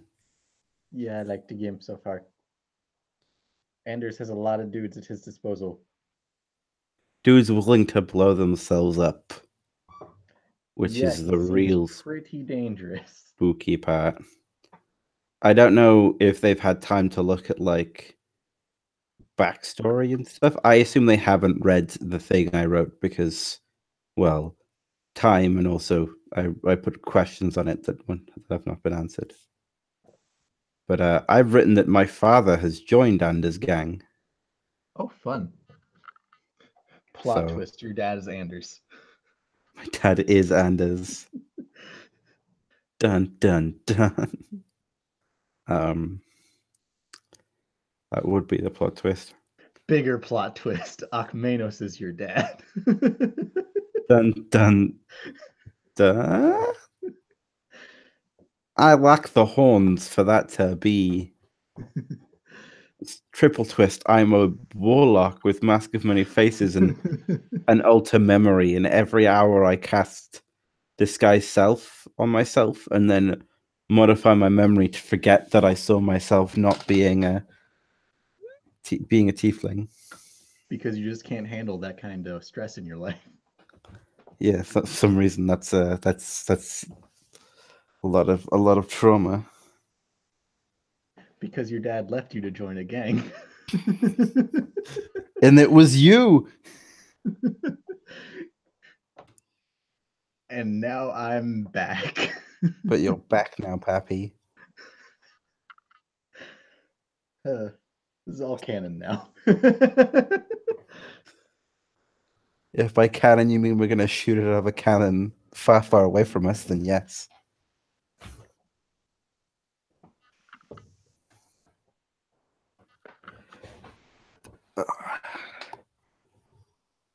What time is it for you then?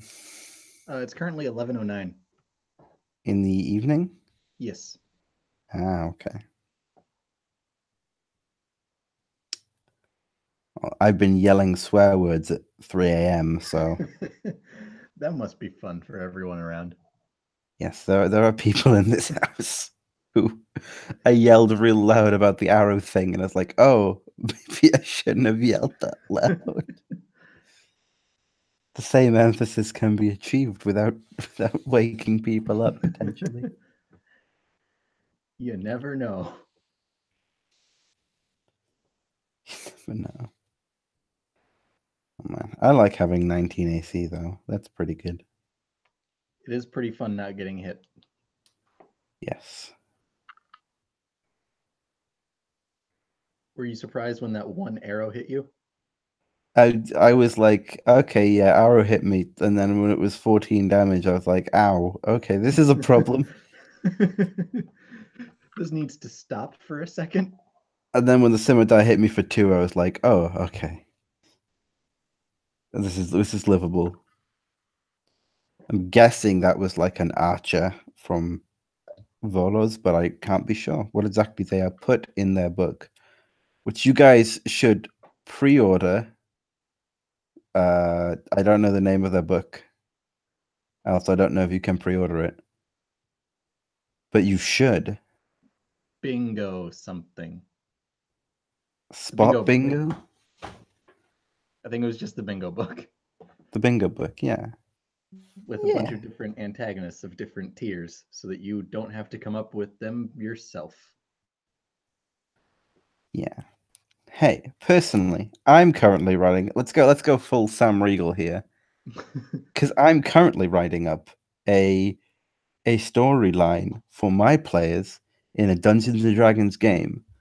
As a part of my unique storyline, the characters are cast within 2 dream worlds, each dream world having their own unique problems that they must solve in order to escape the perpetual nightmare or risk death. A problem I'm having, however, is finding compelling and interesting and unique characters. Now, with the bingo book, I'm able to pull up interesting ideas and unique characters with their own motivations and traits in order to use them well for such a wild adventure. Thank you guys for that shameless plug. We appreciate it very much. We came in like on the tail end of it. Yeah, we really came at the very end of the Wild Adventure bingo book. And yeah, you guys are 100% right. It really is. It's about 24 different targets broken down into tiers. We basically wanted it to be a community-based game night where people who like behind the screen, they pick a target, they run it in their game, and we send over bits. But since we did it as a whole book, you can ask us for the entire book and run it yourselves. And it's a bunch of different targets, different spells, ways to use them, bits of plot point.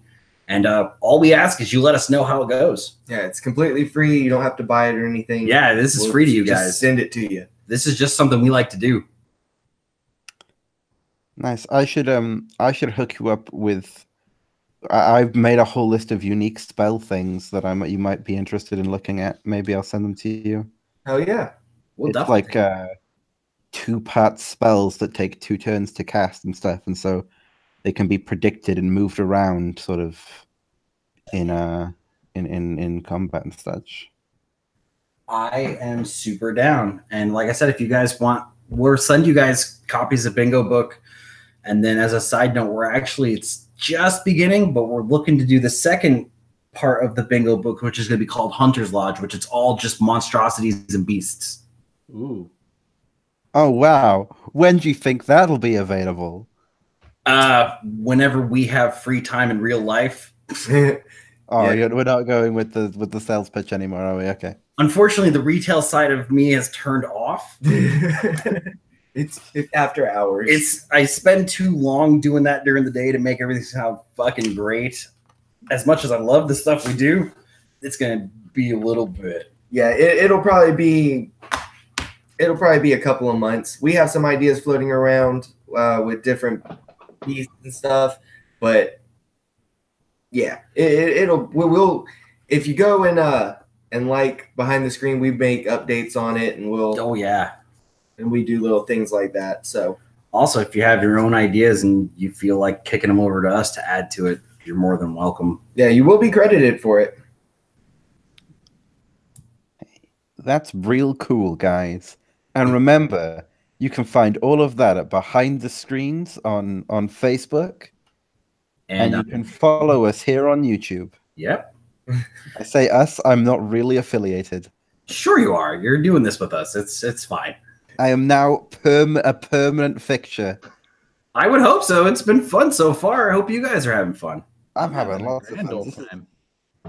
I'm in a perpetual state of having to DM, and it's a lot of fun to be a player. And I fucking feel that, man.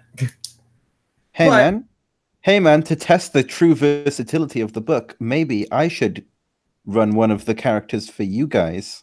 Honestly, We would love I that. would fucking love that. Hands down, 100% serious. Let me roll some dice and fail fucking rolls miserably while I lose to the things I've made. Please, please, God, let that happen. Well, yo, I'm down. I would fucking do it in a heartbeat. Yeah, Right. we'll talk more about that later. Yeah, let's go ahead. Later at the end, or Started. when it's over, or whatever. We'll get back into the funnies, back into the dungeons and delinquents. Sure. Yeah, Dungeons. I like that. Dungeons and Delinquents. Perfect. How fucking British of you. Hey, I'm the token Brit. What do you I want love from it. me? Dude, I'm giving you an inspiration point just because I fucking love it. And I'm going to keep that. It's going to get used somewhere. I'm going to credit you hard, but I'm using that. The dungeons and delinquents. All right. all these sessions Dungeons and Delinquents if you keep running with us to try these things out. Absolutely, man. It's super late at night for me, but I absolutely love it. We'll try to find a way to be more accommodating to your time frame, man. Nah, it's cool. Don't worry. I'm used to being weird at weird hours. I like it actually. I'm a night person. I hear you. Also, I can at the end of this I can send you a log of all my dice rolls so you know I'm not a cheatsy doodler. It's totally fine, man. It's fine. We're not that serious. Cool. All right, guys, we're gonna jump back in. You've had your short rest. We'll say an hour. We'll call it a mini long rest.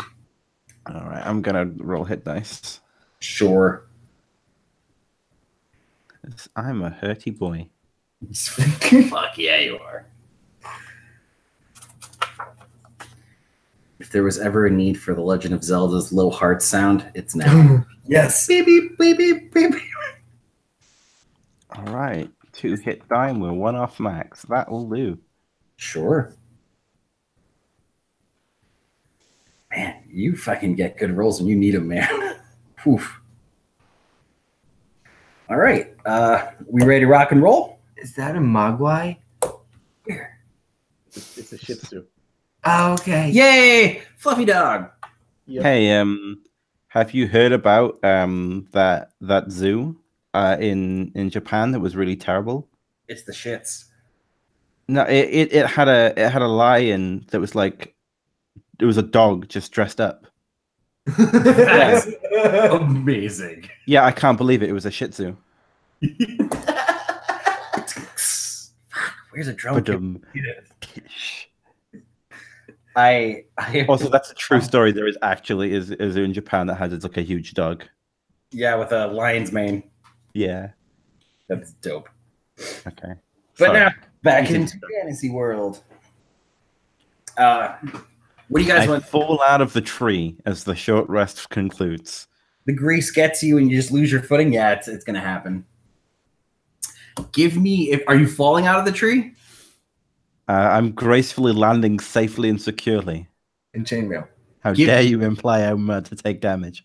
Acrobatics check.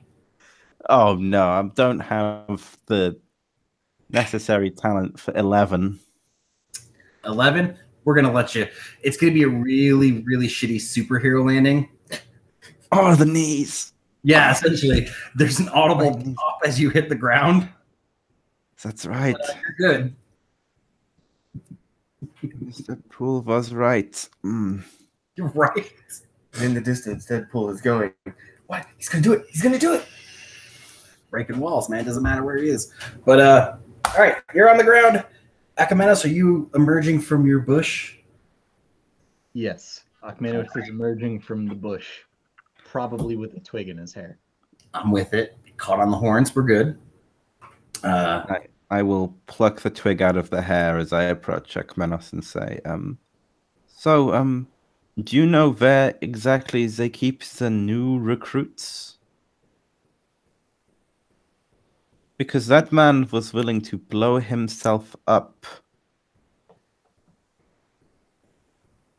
Then why would you seek out the new recruits? Those are the ones that will definitely blow themselves up.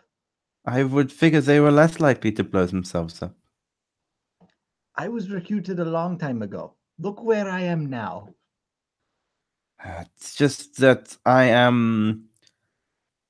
Look, I should warn you, it's highly unlikely, but there's a chance that while we are here, we may run into someone that I know. Who do you know? It is a Scheizerback, as you call him. He's an asshat, a dickhole. Is my father joined the bad boys. So, because he is a naughty boy, he's a bad man.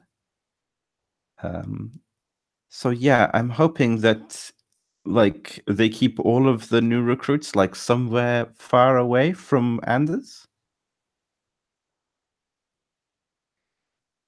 Give me a history roll, Akamanos.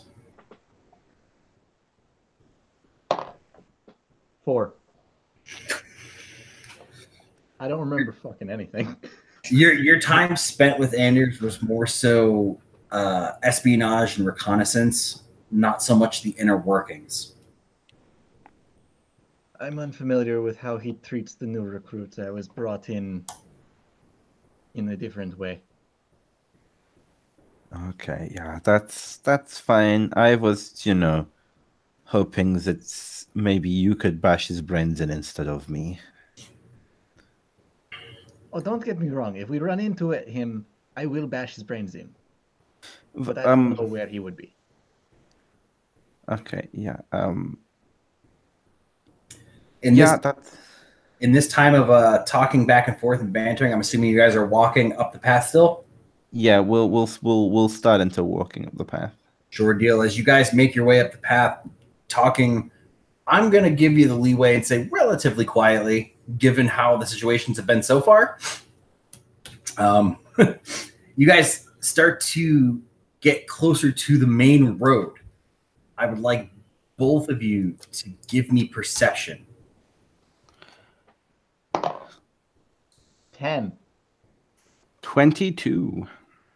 10 and 22 is enough that as you guys get closer and closer to the road, you can see the path connecting off in the distance, continuing still northeast and slightly up the mountain.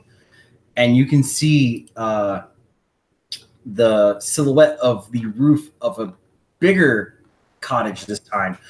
But on the road just ahead of you, about 50 feet away, you can see the back of a small patrol unit making its way up the main road. Is this one person or many people? Give me a perception with advantage since you see him. That would be 22. 22, you see that this is a squad of 5. And they're headed up the hill? They are. They're making their way up. You could assume that this is one of the patrol groups that goes up in sections. From your knowledge, Akamenos, you know that it's usually set up in about 4 troops that patrol sections of this road, and this just happens to be the central group that's making their way up north to meet with the other group and then turn around and come back.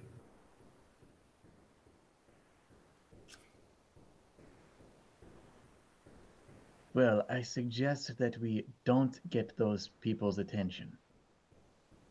We should stay off of the road if we can. Yeah, except that well, yeah, leads the way then.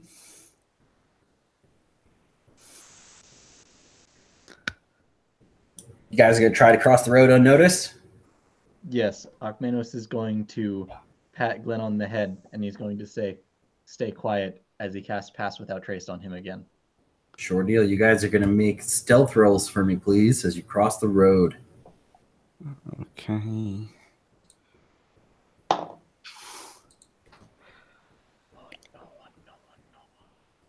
Well, thanks to my to my chain armor, that is a 4.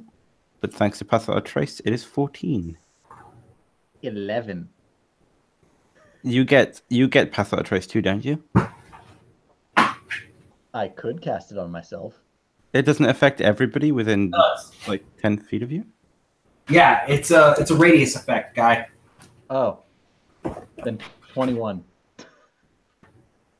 Yeah, pass without trace is always a radius effect. It's everyone within 30 feet of you, I believe. Solid. Well. So yeah, that's 21, not 11. Yeah, I would hope so. There's no way Clinky Clangy Chainmail is stealthier than Shadow Monk. I got a 14. So 60%, no more than 60% of that is Pass Without Trace. Sure deal. All right, yeah, you guys make it across and continuing up towards the next cabin.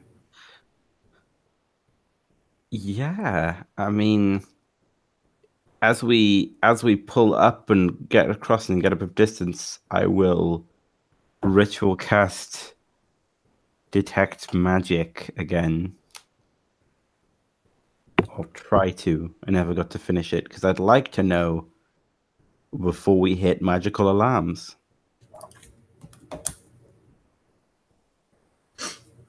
All right, you're going to cast Detect Magic? Yeah, I don't have it prepared. So, I don't have it prepared, so I can't cast it as a ritual. Don't you get it from Forge Cleric? No, Forge Cleric's domain spells from level 3 are heat, metal, and magic weapon. So never mind, I don't have it prepared, therefore I can't ritual cast it, because I forgot how clerics worked. I am not a wizard. Okay, it's been a while since I've played a class that can change their spells on rests. You start to break into Detect Magic, and all you detect is horrible gas. Stiff bowels. It's not fun. Just feel Gond like nodding, disapproving you of me. Locked up pretty bad. Yeah. So your sense is tingling. You can feel your father shaking his head disapprovingly.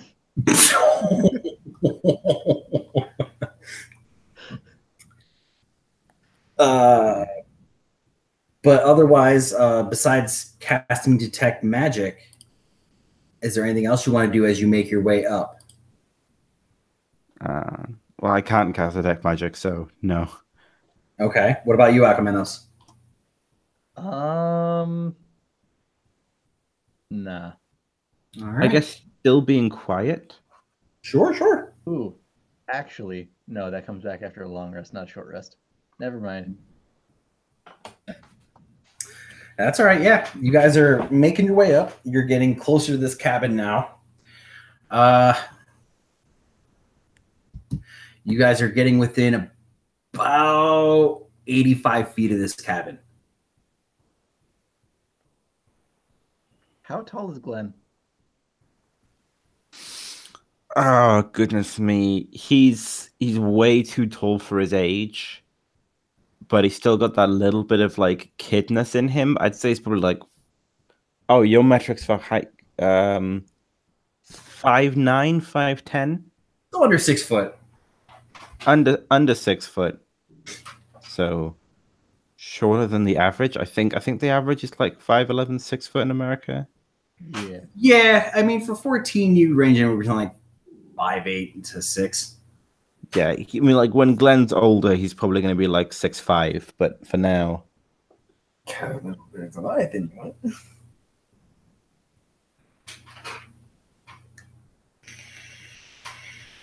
so yeah, he's about I'd say 5'8", 5'9". Cool deal, yeah. So he's a little shorter than average. You got that info. Akmenos is going to cast Minor Illusion to make his face look like Jim. Oh, like the guy you killed. All right. Oh, wait a minute. Our Jim's trying to do something. And I don't think it's working. Nope. Womp womp.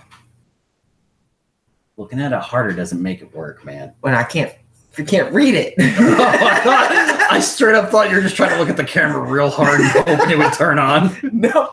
I was going to show you a picture of my face and be like, this is what you look like. Yeah, because it's been a little dicey that you keep saying we're killing Jim and beating up Jim. And I'm like, ooh, these guys don't like you.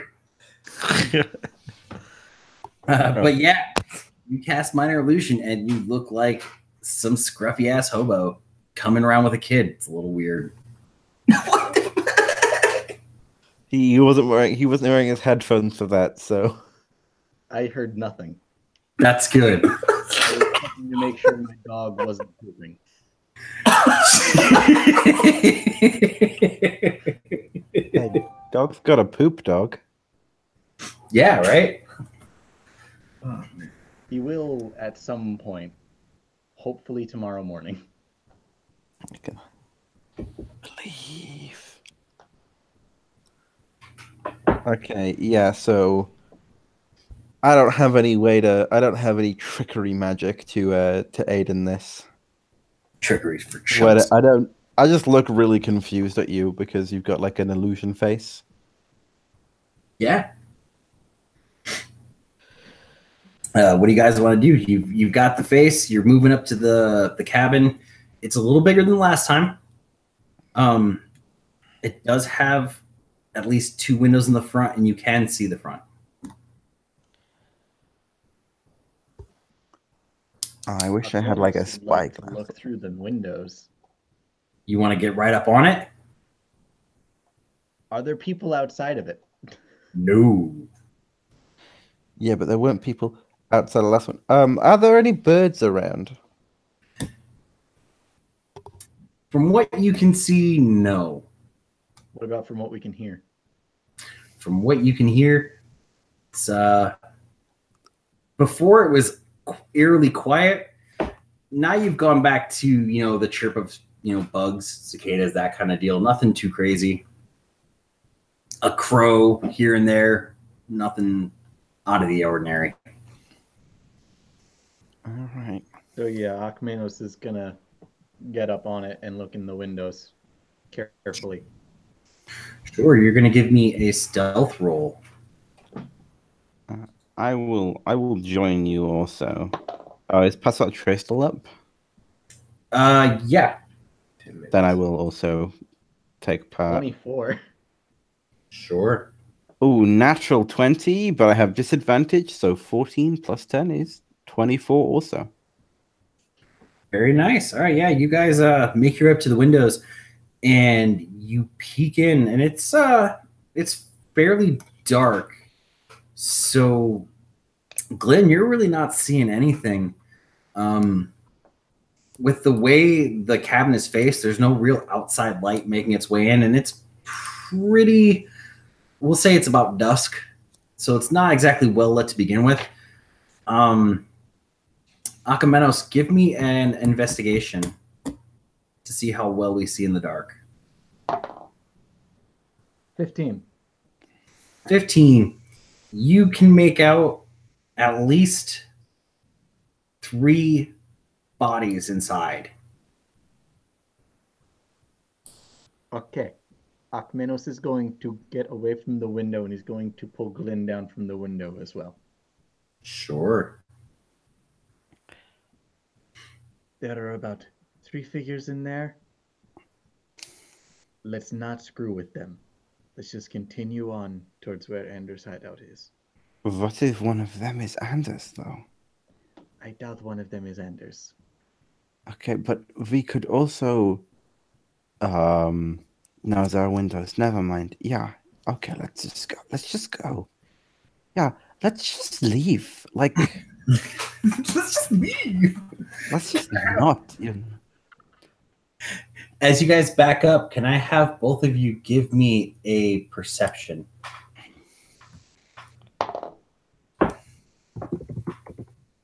Six. 14. 14. As Akamenos is backing up and trying to pull you away, he's not really looking. He's kind of looking at the ground and just as quietly and as quickly as possible move you back. And as he does, Glenn, your head kind of lifts up and you start to see the roof, and you can see a intentional cutaway in the roof about the size of a basketball.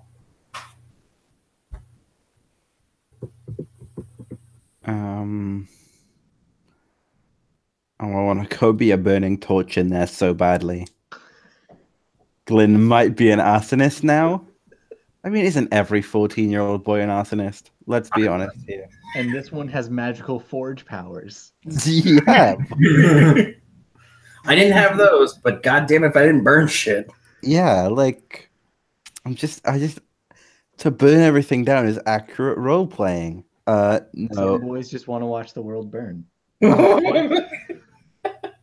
I'll point out the hole and I'll say we could surprise them, get the drop. They might have like keys and maps and other things, but I don't think avoiding them is a bad idea.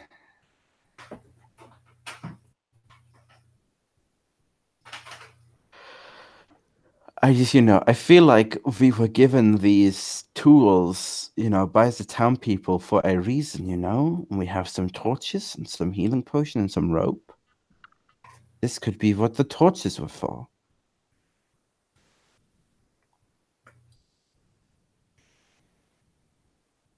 Akmenos sighs, pulls a torch out of the bag, and gives it to him.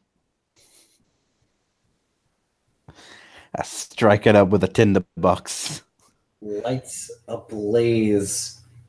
And as you do, like, this light is bright given the time of day and what's going on. You can start to see silhouettes in the window, and they kind of rustle and stir. And one back to you sits up, kind of looks back and forth, but it's not looking out the window, and starts to kind of slouch back down. All right. Let's wait outside the door, and when they run past, we will attack them in an opportune fashion. Or Akmenos pulls out the rope and holds it in front of the door. Strip them. All right. Classic club. I like it. Take a point, Meadows. Let's both hold a point. I can do a thing that's maybe more brutal than that. As a Forge domain cleric, I can channel divinity to Artisan's Blessing. Oh, it's an hour-long ritual. Well, when would that ever be useful then? Never mind, I take it back. I can't make stuff. Then yeah, let's do that. I'm gonna Kobe that torch into the little hole. I would like you to give me athletics check, please. Roll for Boy, Kobe. I'm good at this. 23. Oh. So, Glenn, describe it for me, how you Kobe this torch into this hole. Yeah, I mean, I shoot the hoop. Sure. Yeah, so you see Glenn, torch in hand, kind of look up and get this wicked grin on his face. And he kind of skyhooks it up, one arm over his head, and he lets it go just the perfect time. And almost like poetry in motion, just a slow motion, end over end, as this torch sails up and just perfectly slides right into this cutaway. And at first, nothing. You can see the light.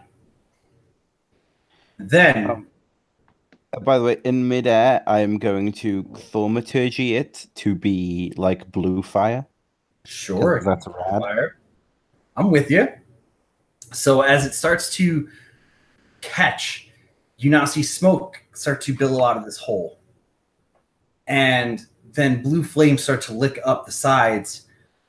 And you see people start to stir as smoke starts to billow from the ceiling into the room below. And in that split second, everyone starts to get up. And they all kind of look, and you can hear a deafening cry that is suddenly drowned out with a thunderous boom. I need all of you, both of you, to make dexterity saving throws. Oh my days. They bombs. Yeah. Okay. 16. We're doing it.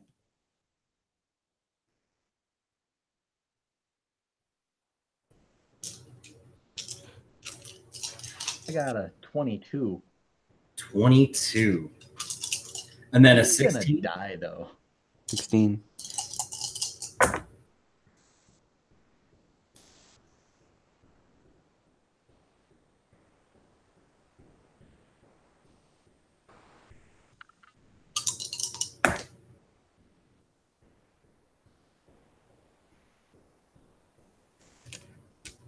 You both suffer 34 points of damage. Oh, Ouch, ouch, owie. Akmanos is down. I'm literally at 1 because my maximum is 35. Just here. Yeah. With that thundering boom, you can see the crates and shreds as you fade out of consciousness, and as Glenn gets thrown back and starts to get vision clear, there are pieces and pieces raining down like a torrential storm of just crates and wood and other pieces and scatters. It seems to be that you've hit a stockpile of TNT. Okay. I'm gonna make the not too wild assumption that nobody inside of that room's alive anymore. Oh no, there's no house anymore. Yeah, so I'm gonna like dazed, ears ringing, like kind of stumble over, and he kind of just like expects, based on what's happened so far, for Akmentos to just like be standing up somewhere. Sure.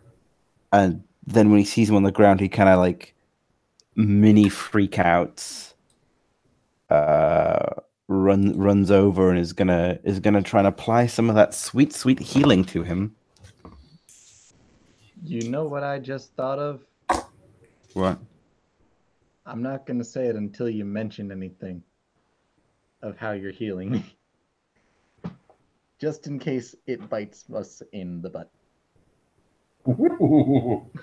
There's a way that healing you could be bad.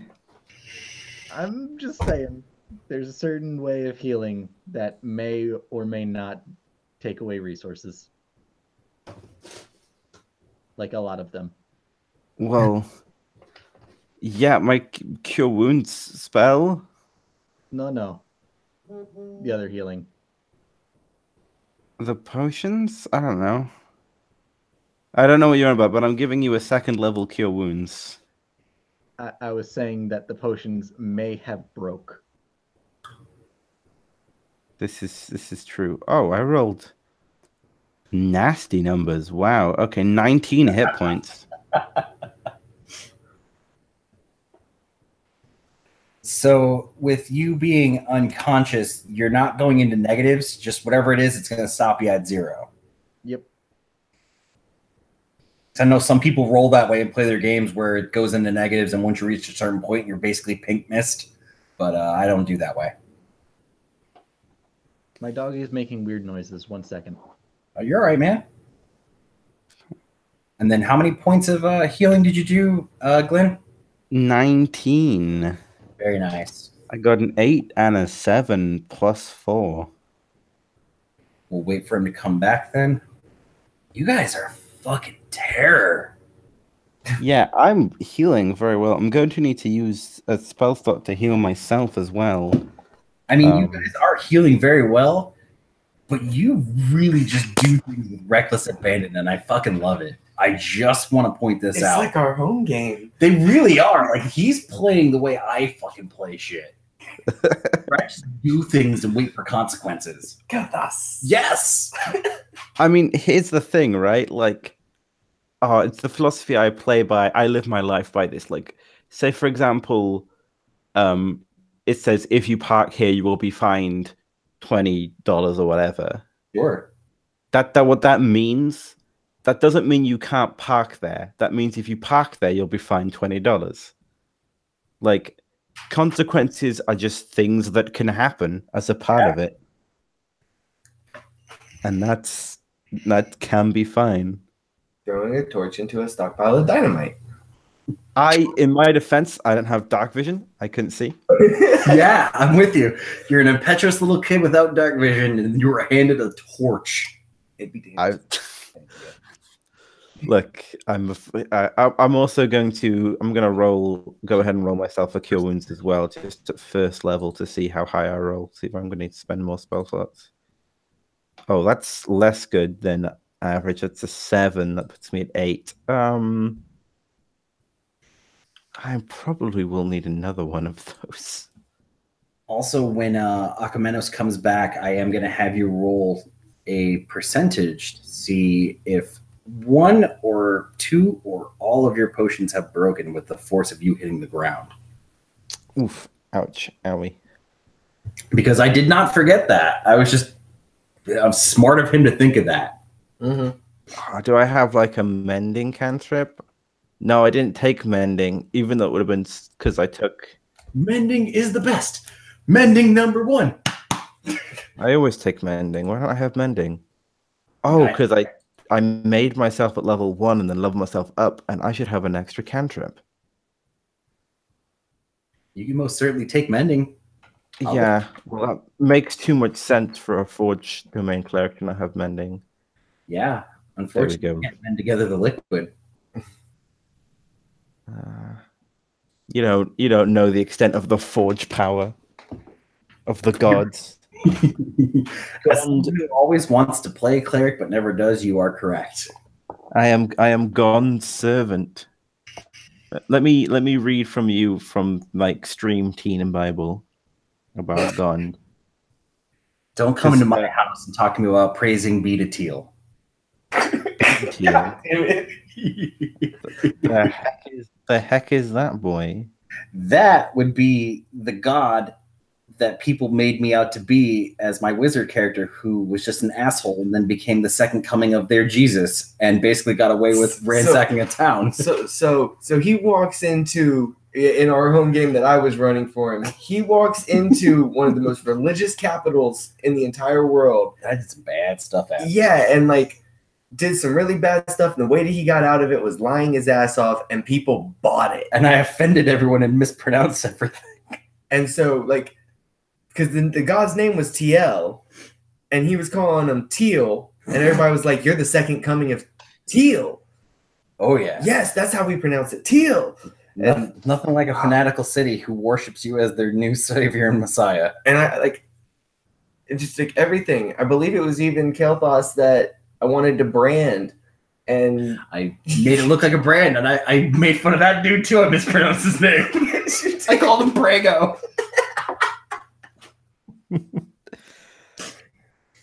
Yeah, man, I was that town. It's true. You know, the power of just like acting like you belong is just too much. I had some. When strangers welcome you into your home and all you're trying to do is leave because you did some fucked up shit, but everyone wants to worship the ground you walk on. When really all you wanted to do was get back that book of porno pictures you drew crudely. That some pirates stole it that you mispronounced his name as pasta sauce. Yeah, that was my campaign. That was my wizard. I called him pasta sauce one too many times. He tried to brand my face, so I used prestidigitation to make it look like I was burning, and he let me go. I am back, by the way. The weird noises my dog was making was because he had to poop. Nice. Okay. Hey, dude, I make noises when I poop too. I'm with it. I'm down. All right, you have 19 hit points. Yeah, Akamenos, you're back up and you're conscious. You're at 19. Glenn, we're rolling percentile for broken potions, huh? One of you guys can Rochambeau that stuff, rock, paper, scissors, whatever you want, but I need only one of you to roll percentile. All right, you want to roll the first number and I'll roll the second? Sure thing. So that's 60? 61. All right, 61. You guys lost 2 of the 4. Okay. I'm also debating drinking both of them immediately. But we'll see. Bar's open, man. Go for it. Oh, man. I might need to heal myself again. Like, I'm at 8. But I'm real low on spell slots now. I'm holding out some spell slots for the big fight, you know? Because I know it's coming, but... Oh, man. I don't know if I can do that. I don't think I can walk around with... No, I can't walk around with 8 hit points. That's ridiculous. Yeah, no, that's just dumb. I'm gonna give myself another first level cure wounds here. I can't walk around without hit points. It's just absurd. Sure deal. All right, not bad. I mean, no one's dead anymore. I feel like that's a win. That is a pretty big win. And there's really no fingers to be pointed at this one because he enabled you. Yeah. Oh, no, wait. There's one laying on the ground. Yeah, there probably is. There's probably a bunch. You could find one. Agmenos is going to push himself up with a hand on his forehead. He's going to shake his head and he's going to say, next time you want to throw a torch into somewhere, don't do it. You're the one with dark vision. You should have. Hey, and like a kid who knows he's in trouble, and like has fucked up. He just looks at you and says, "We should run. We should leave now. Don't tell Mom. We should get the fuck out of here now. Let's go. Let's go." Agmenos sort of stumbles back up because he was just exploded to unconsciousness. Oh, yeah.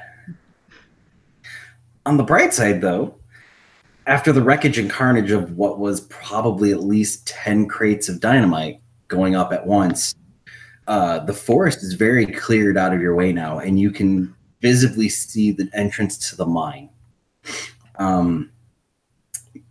It's about 150 yards off, and there are 4 guards scrambling pretty quickly after the noise to figure out what had happened, and just dealing with the trees and all the debris.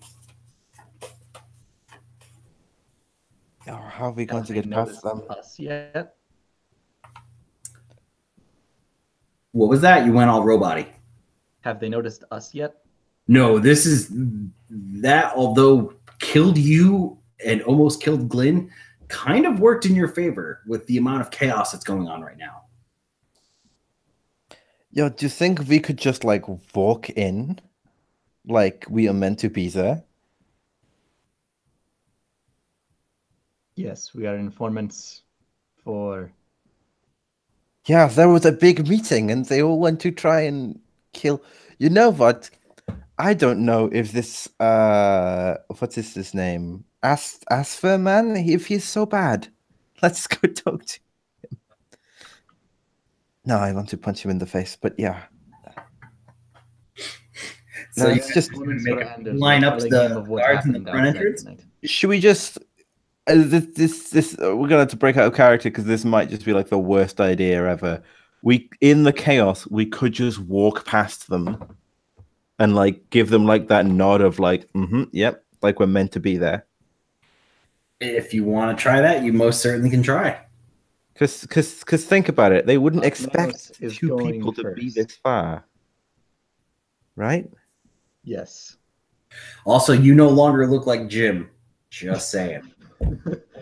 Jim was blown away again. This is the second time we have killed Jim. Poor Jim. Good night, sweet prince. We'll destroy him and then we will destroy his legacy. Alcmanos is going to be the one that's going first because he's good at telling lies. Sure. Okay. I believe in you. You can do this.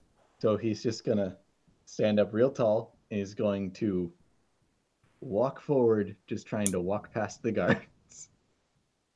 You guys are going to try to split the difference, go right down the middle, huh? Yeah, just walk like we're meant to be there. Hey, wait, whoa, what are you doing? Who are you? I'm here to inform Anders of all the goings-on that have happened in the past few hours. We've lost many men, and I'm here to inform him of who we lost, as well as the inventory. The inventory? What the hell are you talking about? What was that noise? Well, as you can see, everyone that was in that house is dead. Deception. For the one true thing I say. Oh no, this was coming anyway. 23. Oh, 23. you're a rude dude. He looks at you, and he looks at Glenn. He looks back at you. Then he looks across the way to the other guys, and over his shoulder to the one on his left. So you're here to report the damages to the boss. That I am, yes. Do you want to be the one that tells him? I don't want to fucking see him right now, let alone tell him anything. On top of the fact that, why are you bringing a kid with you? He's a new recruit. I'm training him in certain duties. Who did we steal him from? Blacksmith down in town. Yeah, I am the blacksmith. I'm here to make you guys all better weapons and stuff.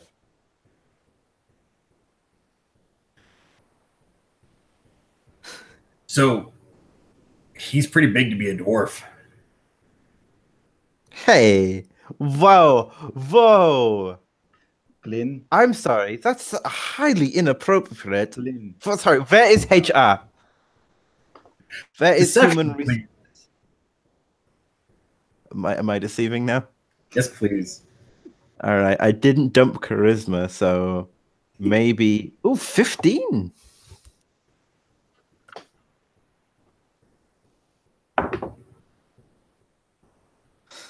Not buying it. No, what? Yeah, no, obviously not. I'm not a dwarf. Yeah, I can tell. Otherwise, you'd be the littlest giant. Yeah, I'm a person. What, only dwarves can walk forges now? No, but last I knew, the dwarf, little ankle biter that he is, didn't have any kids. No, I am adopted. Wait. I'm adopted? Ooh. You're gonna give me one more deception.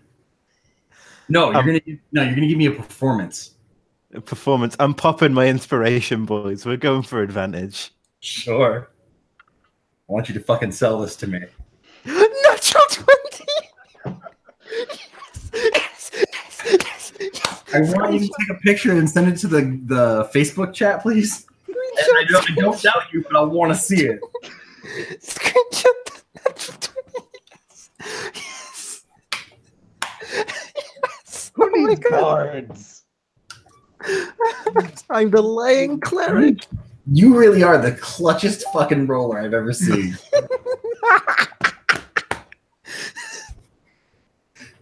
I got it.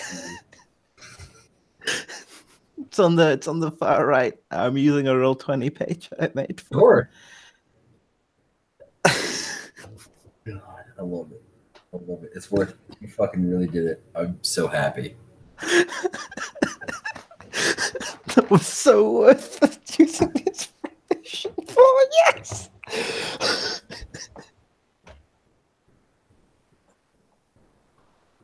Where is it? Bottom or top? Here. Oh, I see it. I got Bottom it. right. Yeah. Natural 20. Sure as shit. All right. They both kind of look at you. And the other two on the sides just kind of give like a look away, and you can hear the audible. "Huh?" And the one guy who's speaking to you goes, "God damn, I feel bad for you. That fucking, we got things to handle," and he, pushes the gates of the mine open for you. Come on, That's Glyn, me. you can have an existential crisis later. Wait, you're saying Papa Ironforge Greybeards the Fourth was not my...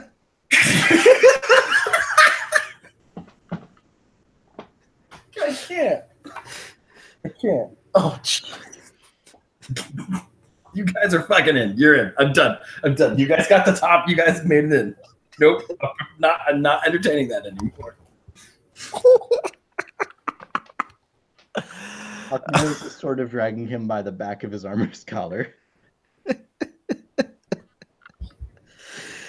Oh boy. Oh dear. Oh, my face hurts from smiling. Ah. Okay. We're in. How well lit is this mine?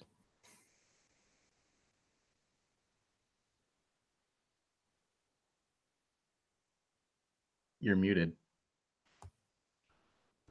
No, we were just discussing something real quick to make sure we had all of our notes in order. What was that last bit you said? Oh, how well lit is the mine? But that's no rush. As you guys work your way in, you can see that there's, a single torch every about 35, 40 feet. And a red candle. Okay, so I can see just fine. You could change. Yeah, the it's candles. it's a bit of low light visibility, but it's not going to impede you too much. Mm-hmm. You could change the lights of the candles if you wanted. I could, couldn't I? What color do I think Anders would hate? You know what? Can I make an insight check? Yes, please, for no reason. I want to make an insight check. 18. 18. You can glean from your insight that somewhere in the world someone can hate the color blue, but you don't know who. All right. We're going alternating between blue and pink. Sure. I feel like a nice fuchsia would really get me going. Yeah, yeah. It's like casting beautiful shadows and stuff. I'm with it. It's a real artistic thing, you know. You can see that the path kind of curves slightly, but it's leading downwards, and there's the best in view right now is one big open chamber, and you can hear lots of metal hitting stone and someone shouting orders. Onwards and downwards. Onwards and downwards. Are we sneaky boys again, or are we just walking like we belong here still? Walking like we belong here. You just change the color of the candles. They know we're coming. Yeah, that's it, fair, yeah. It is called an entrance. Gotta be a little fashionable. All right, so we being sneaky boys, or we just gunning in? We're walking in like we're meant to be here. Sure deal. As you guys make your way down around the curve, you can start to see people mining at the walls, and it's fairly well lit in there. You can't make out how many, but judging by the sound, there's more than just a handful of workers that you can see, and there's also a pair of guards stopping ahead of you, but their backs to you because they're watching the lights change on the candles. I'm sorry, what did you say?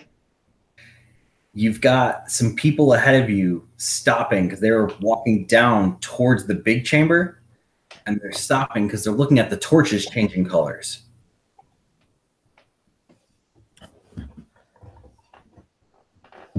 Okay, I turn them all back to normal torch colors. With a shrug, they both kind of look at each other and continue on down.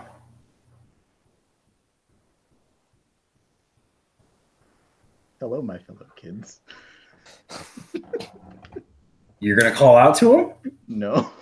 Oh, okay. Just more memes. I mean, oh sure. Hey, you two.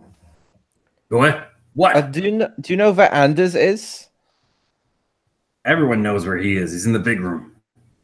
Yeah, okay, he's in the big room. Cool. Just double checking because it's my first day, you know. I'm a bit nervous. Persuasion. I'm proficient in this one. Oh, 11. I would like to use my inspiration on him. You want to give him your inspiration? Yes. I'll let it happen. That goes to a 19. Yeah. These two clearly don't fucking care about their jobs, and they're just scooting along. They just work here. They let you pass. They turn on their heels and start walking towards the entrance. Oh, they know what's gonna go down. They know, and they're just leaving. Let's get to that main hall. So yeah, just continuing down towards where they said he was, the big room. Sure, you guys make your way towards the big room, and the path starts to widen out, and you are now getting a really good view of what's going on. Can I get a perception check from both of you? It's a 19. 14. 19 and a 14. So as you guys make your way closer to the entrance of the big room, you see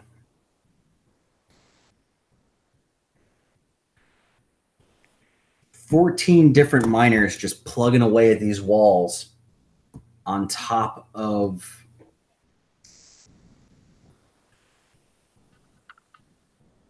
10 armed guards, as well as one bigger man sitting centralized in the middle of this chamber, just lounging back, drinking, and barking orders. Do these miners look willing? They look like they're willingly working. Okay. I lean in for the whisper. Okay, well, what if we yell that there is an attack and that they need the people out front to get these people out of here? A lot of houses just blew up.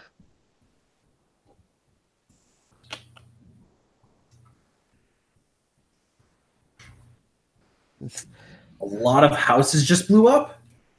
The villagers are attacking. Everyone outside, go! Everyone stay where you are. And you see the big man kind of kick over the chair he's resting his foot on, and he steps up. Who the hell are you? I'm Batman. Sorry, I had to take that. I like it. This is Glenn. This is his first day. Oh, I know you. Oh, Akamenos. It's wonderful to have you back. Is it though? It's a shame you're not going to be leaving. Won't I?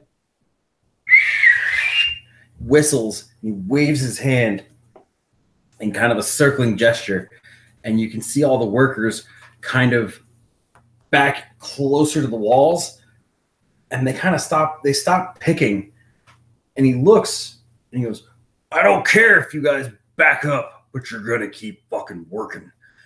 And you see all of the other guards draw weapons on you, and coming in from behind you is a guy in full heavy armor, long sword in hand, or great sword in hand, and he's walking in behind you. Now, I did not think you was the kind of person who was so weak they could not fight for themselves. Oh, Sprout, you misjudge me very much. I'm gonna fight for myself as 1v1 me, well as noob. fight you. What was that? 1v1 me, noob. You really want to do this? Well, yeah, let's make a deal. When I kill you, you are dead, and then everybody here has to fuck off. No, better yet, then everyone here works for me. You know what? Deal. Get him! And the guy with the full armor rushes in at you. We're going into initiative. This man broke the law. This man broke his promise. It was supposed to be a 1v1. Can't fucking even 1v1. What a scrub lord. I got a 13 on initiative. I got a 17 on initiative. Okay, so right now we're doing these guys first. Got 14. This may be a lot of boys for 2 people. This might be our final stand. Don't worry about it. Yep. So 7. If it gets rough, at least one of us is leaving. that one of us is you, is it? Probably. No, I'm sorry. It's And I might have a god on my side. We don't know. I stay within 10 feet of the entrance. I can darkness and just leave. these guys. For these guys.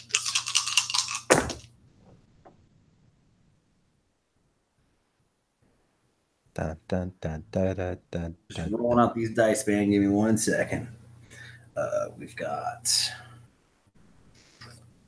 For 26. some reason, I just want to climb to the ceiling. Why? Because it means you won't be in the fight. No, I'll still be in the fight. I'll be throwing darts at people. Boss.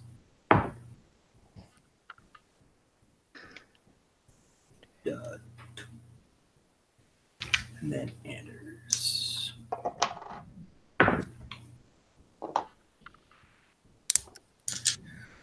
And then, what were your guys' initiatives? 13. 17. 13 and 17? Yep. All right. Little did anyone know. In reality, I've been playing a warlock with Tavern Brawler. Wait, really? No. Oh, okay. All right. So we've got. That would have been a hell of a twist, though, wouldn't it? Would have been a hell of a twist. Did not have So seen the that first thing's coming. gonna happen. Somebody roll me a d6, call odds or evens. Oh, Evens. It's Sure. 5. This is going to be going after Akamenos. This is going to be one of the guards. This is going to be guard number 1. Cool. He's going to come at you with his spear. It's going to be 20 to hit, which it will. Yep. It's going to be a two-handed. Is this a special spear? No, this is going to be a two-handed. He's going to take both hands and try to lunge it at you. It's going to be 5 points of damage. Coolio. Then, Glenn. Glenn, your turn, brother. all right. I pull out my mace Yep. and I'm running straight at our big boy Aspher's, I guess. Anders, yeah. Anders, yeah, Sure. straight at him. I run up and I'm just gonna try and smack him in the face with the mace. All right. This is going to be Oh, 22 to hit. 22 to hit. Just give me 1 second. Mhm. All right. Yeah, you're going to make it up to him. 22 to hit. It's most certainly going to hit. All right, 6 points of bludgeoning damage. Sure deal. And now I'm going to use my bonus action to conjure up a spiritual weapon Yes, sir. because we're here to hurt boys. Here to hurt, boys. And I'm going to have that as it's conjured make an attack against him as well. What kind of weapon is it? It is a large, like a forging hammer, like a blacksmith hammer. And it, whenever it like hits something, it just makes the sound of steel on steel, no matter what it's connecting with. So that is a 14 to hit. However, Okay, it's a 14 to hit. yeah. Just next. All right. Well, I will grit my teeth, and I will say, "If you're too scared to fight a child on your own." Not scared of nothing. Well, then call off the dogs. I'm not stupid. You had me fooled. You We'll see picked a when you're fight dead. with me. Oh, I'm going to fight you, but it's never going to be fair. This is going to be basic troop 5. All right, so last roll was an evens, and that went to Akamenos, correct? Yeah. I called evens, but it ended up being a 5. It ended up being a 5. Okay. All right, so then screw it. Akamenos, you're going to be odds, and Glenn, you're going to be evens. You guys can just roll me a d6. Doesn't matter who does it. This is just going to make it easier for targeting because there's so many. I rolled it last time. You can roll it this time. Sure. 6. All right, that's going to be going after Glenn. That's me. Basic. AC 19. Natural 20. That, yeah, ow. Want to take a snippy snap? I mean, you want to see a picture? No, I believe you. Sure deal. All right. Crit Good. me up, happy. 7 dice.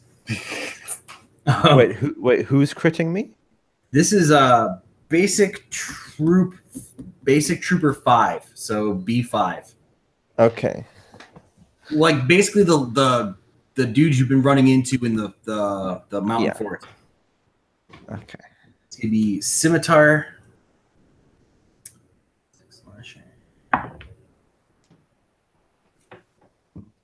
It's gonna be 10 points of damage with a scimitar.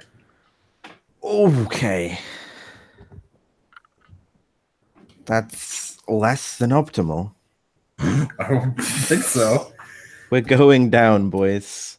And then it's gonna be Anders' turn. And you know who he's going for. Akmenos? Come at me, you flappy boy. You know, the guy he caught red-handed with traitoring? No, the kid 5 foot within his space, calling him names. So you see Anders kind of shove one of the troops aside, and he raises up this war pick in his hand. And he just kind of gets a wicked grin, and he rushes in and brings it up over his head and goes to bring it down at you. And it's going to be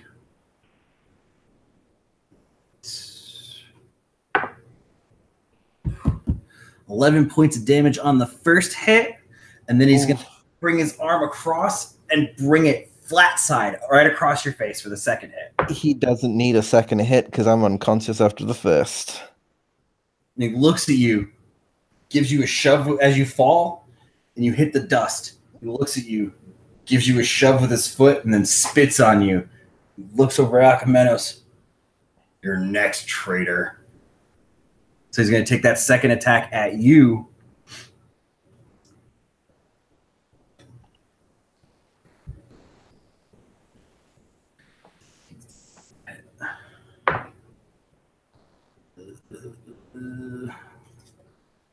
Five points of damage to you, Akamenos, with the flat side of his war pick. Neato. Then it's Basic Trooper 1. And we know who he's going after. Is it Glenn? No, but actually, you know what? Give me an odds or even roll. I'm going to give him a chance to not lose his death saves right away. I got even. That's Glenn. All right. Oh, no. Still got to hit AC 19. But, you know, advantage. Advantage. Yeah, but the worst things have happened. I hold hope. I've got a hit. You're not holding your shield anymore, dude. Okay, well, then 17. He just gets it. 18. I lose 2 death saves. Yes, sir. Akamenos, it's your turn. All right. Well, I mean, you're not far from Glenn. You're within arm's reach of him.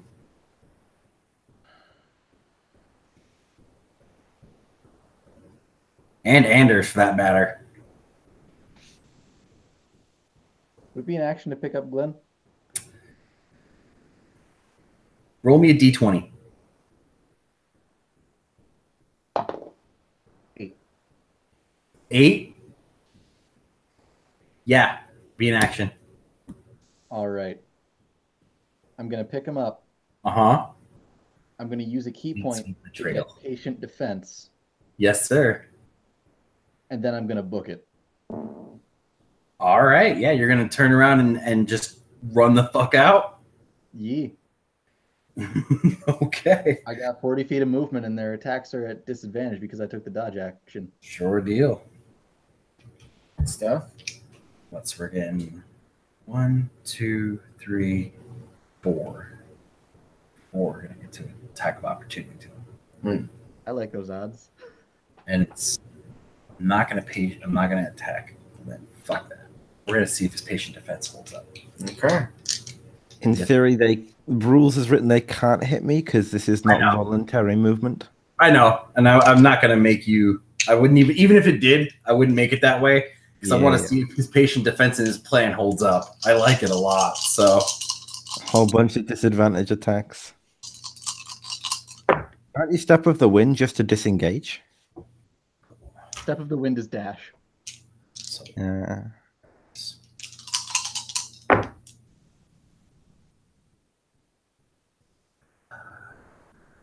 This is why I multi-class him with rogue later on.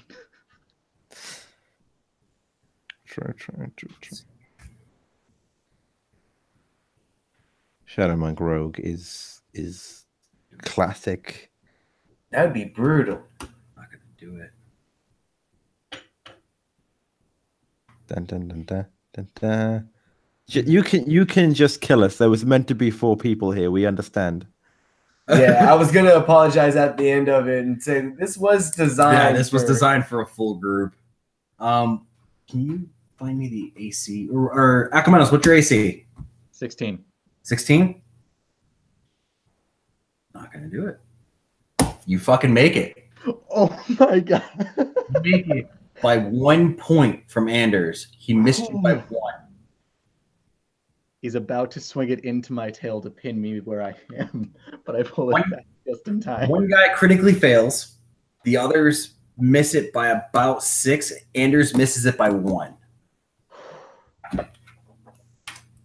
Yeah, you guys hightail it 40 feet. You're booking. They're chasing you. All right. We're going to say you make it up. You make it out. Whether or not you made it down the mountain, I do not know. But I actually think that that's perfect kind of where to end this little session for tonight is with the scene of Akamenos carrying young Glenn, hightailing it down the mountain with Anders and his men right behind him, fucking swinging swords and pickaxes and all kinds of stuff. It's a scene from Dukes of Hazzard. Dukes of something. So technically, y'all survived. Glenn, death save. Oh, I need a death save, do I? I just want to see. I don't. I need to technically. Would you ever have time to give me a potion? Yeah, because I have faster movement speed than them probably anyway, and I use Step of the Wind at least one more time. Okay, well, I got a 16, so I make the first one. No, yeah, you did. A, you made it. B, I wasn't gonna kill. Like I said, I wasn't gonna kill you outright here because this was designed for 4 people in mind. We will come back now that we've destroyed their stockpile of explosives. I'm gonna put you. Totally intentionally. I'm gonna put you at 1 hit point, Glenn. All right. Got one beautiful little baby hit point. Right, one little beautiful baby. Beautiful baby hit points. Nurture and care for it. We're gonna wrap it up here, guys. Thank you so much for taking the time to play with us and sticking through with the 2 dropouts and everything else. It was rad. Guys. Oh, I sorry. greatly enjoyed. What happened? Yeah. Sorry, I interrupted you. I think. Connor, were you saying something? I said that I greatly enjoyed. Oh, thank you. Oh, yeah. And then Ike, whatever you want to add to it, man. Yeah, no, you two are excellent DMs. I had a lot of fun. Connor, you're a great player, and I enjoyed our banter also. I super appreciate you guys. I had a lot of fun. This is actually the first time I've ever DM'd for anyone other than Jim. So, Yep. Oh, that's pretty solid. And I just did the background math and stuff. All right. But if if there's any channels y'all want to plug or any last minute words y'all want to say before we go offline, now's the time to do it. I have one thing to plug. Versatile Diecaster is the channel I run. There's going to be a new thing coming there soon. Look out for it. Sure. Awesome. I recently uploaded a YouTube video for the first time in like a year of me taking a bite out of some dry like ramen noodles. Nice. That's pretty mean. That's pretty cool. I'd say that's pretty brutal. I'm with you. I'm down. I zoom in at the end and say I'm dead inside. It's a quality meme. I'm not going to tell you where to find it. Look, I'm not here for the fame. I'm here for the banter. Okay. Oh man, that was really good. I'm gonna hunt that down. I'd probably won't ever find it, but damn it, I promise you. I spent like a good like 3 months trying to do good quality gaming video and content, and like nothing happened. Yeah. I uploaded a stupid dumb meme video and 2 people subscribed. That's what happens, right? No, but also like I looked at their accounts because like these aren't real people, right? And they are all subscribed to ASMR channels, so I'm really confused about what they think the content that I'm going to provide them with. I'm only going to meme. The tingles from the bite into the brick of ramen. I literally bite into a brick of ramen 3 times and say I'm dead inside, and they're like, "Yeah, subscribe to this guy." Ooh, no uploads for a year. Hook, line, and fucking sinker, brother. I'm just saying. No uploads for a year, dude. This guy's gonna provide me with lots of content. Subscribe, hit that bell, smash that motherfucking like button. Smash that motherfucking like button. You're 100% correct. And in the words of Glenn, anyone here watching this, guys, smash that motherfucking like button for Dungeons and Delinquents, brought to you behind the screen. Again, I'm Dave. As always, my partner Jim. We're gonna say thank you. Take care. Good night. May the dice be in your favor. And thanks for taking a look behind the scrn. I'm throwing up. He didn't show up a lot, but he was instrumental. He was. Yes. Poopin' Dog, definitely hands down MVP. My boy.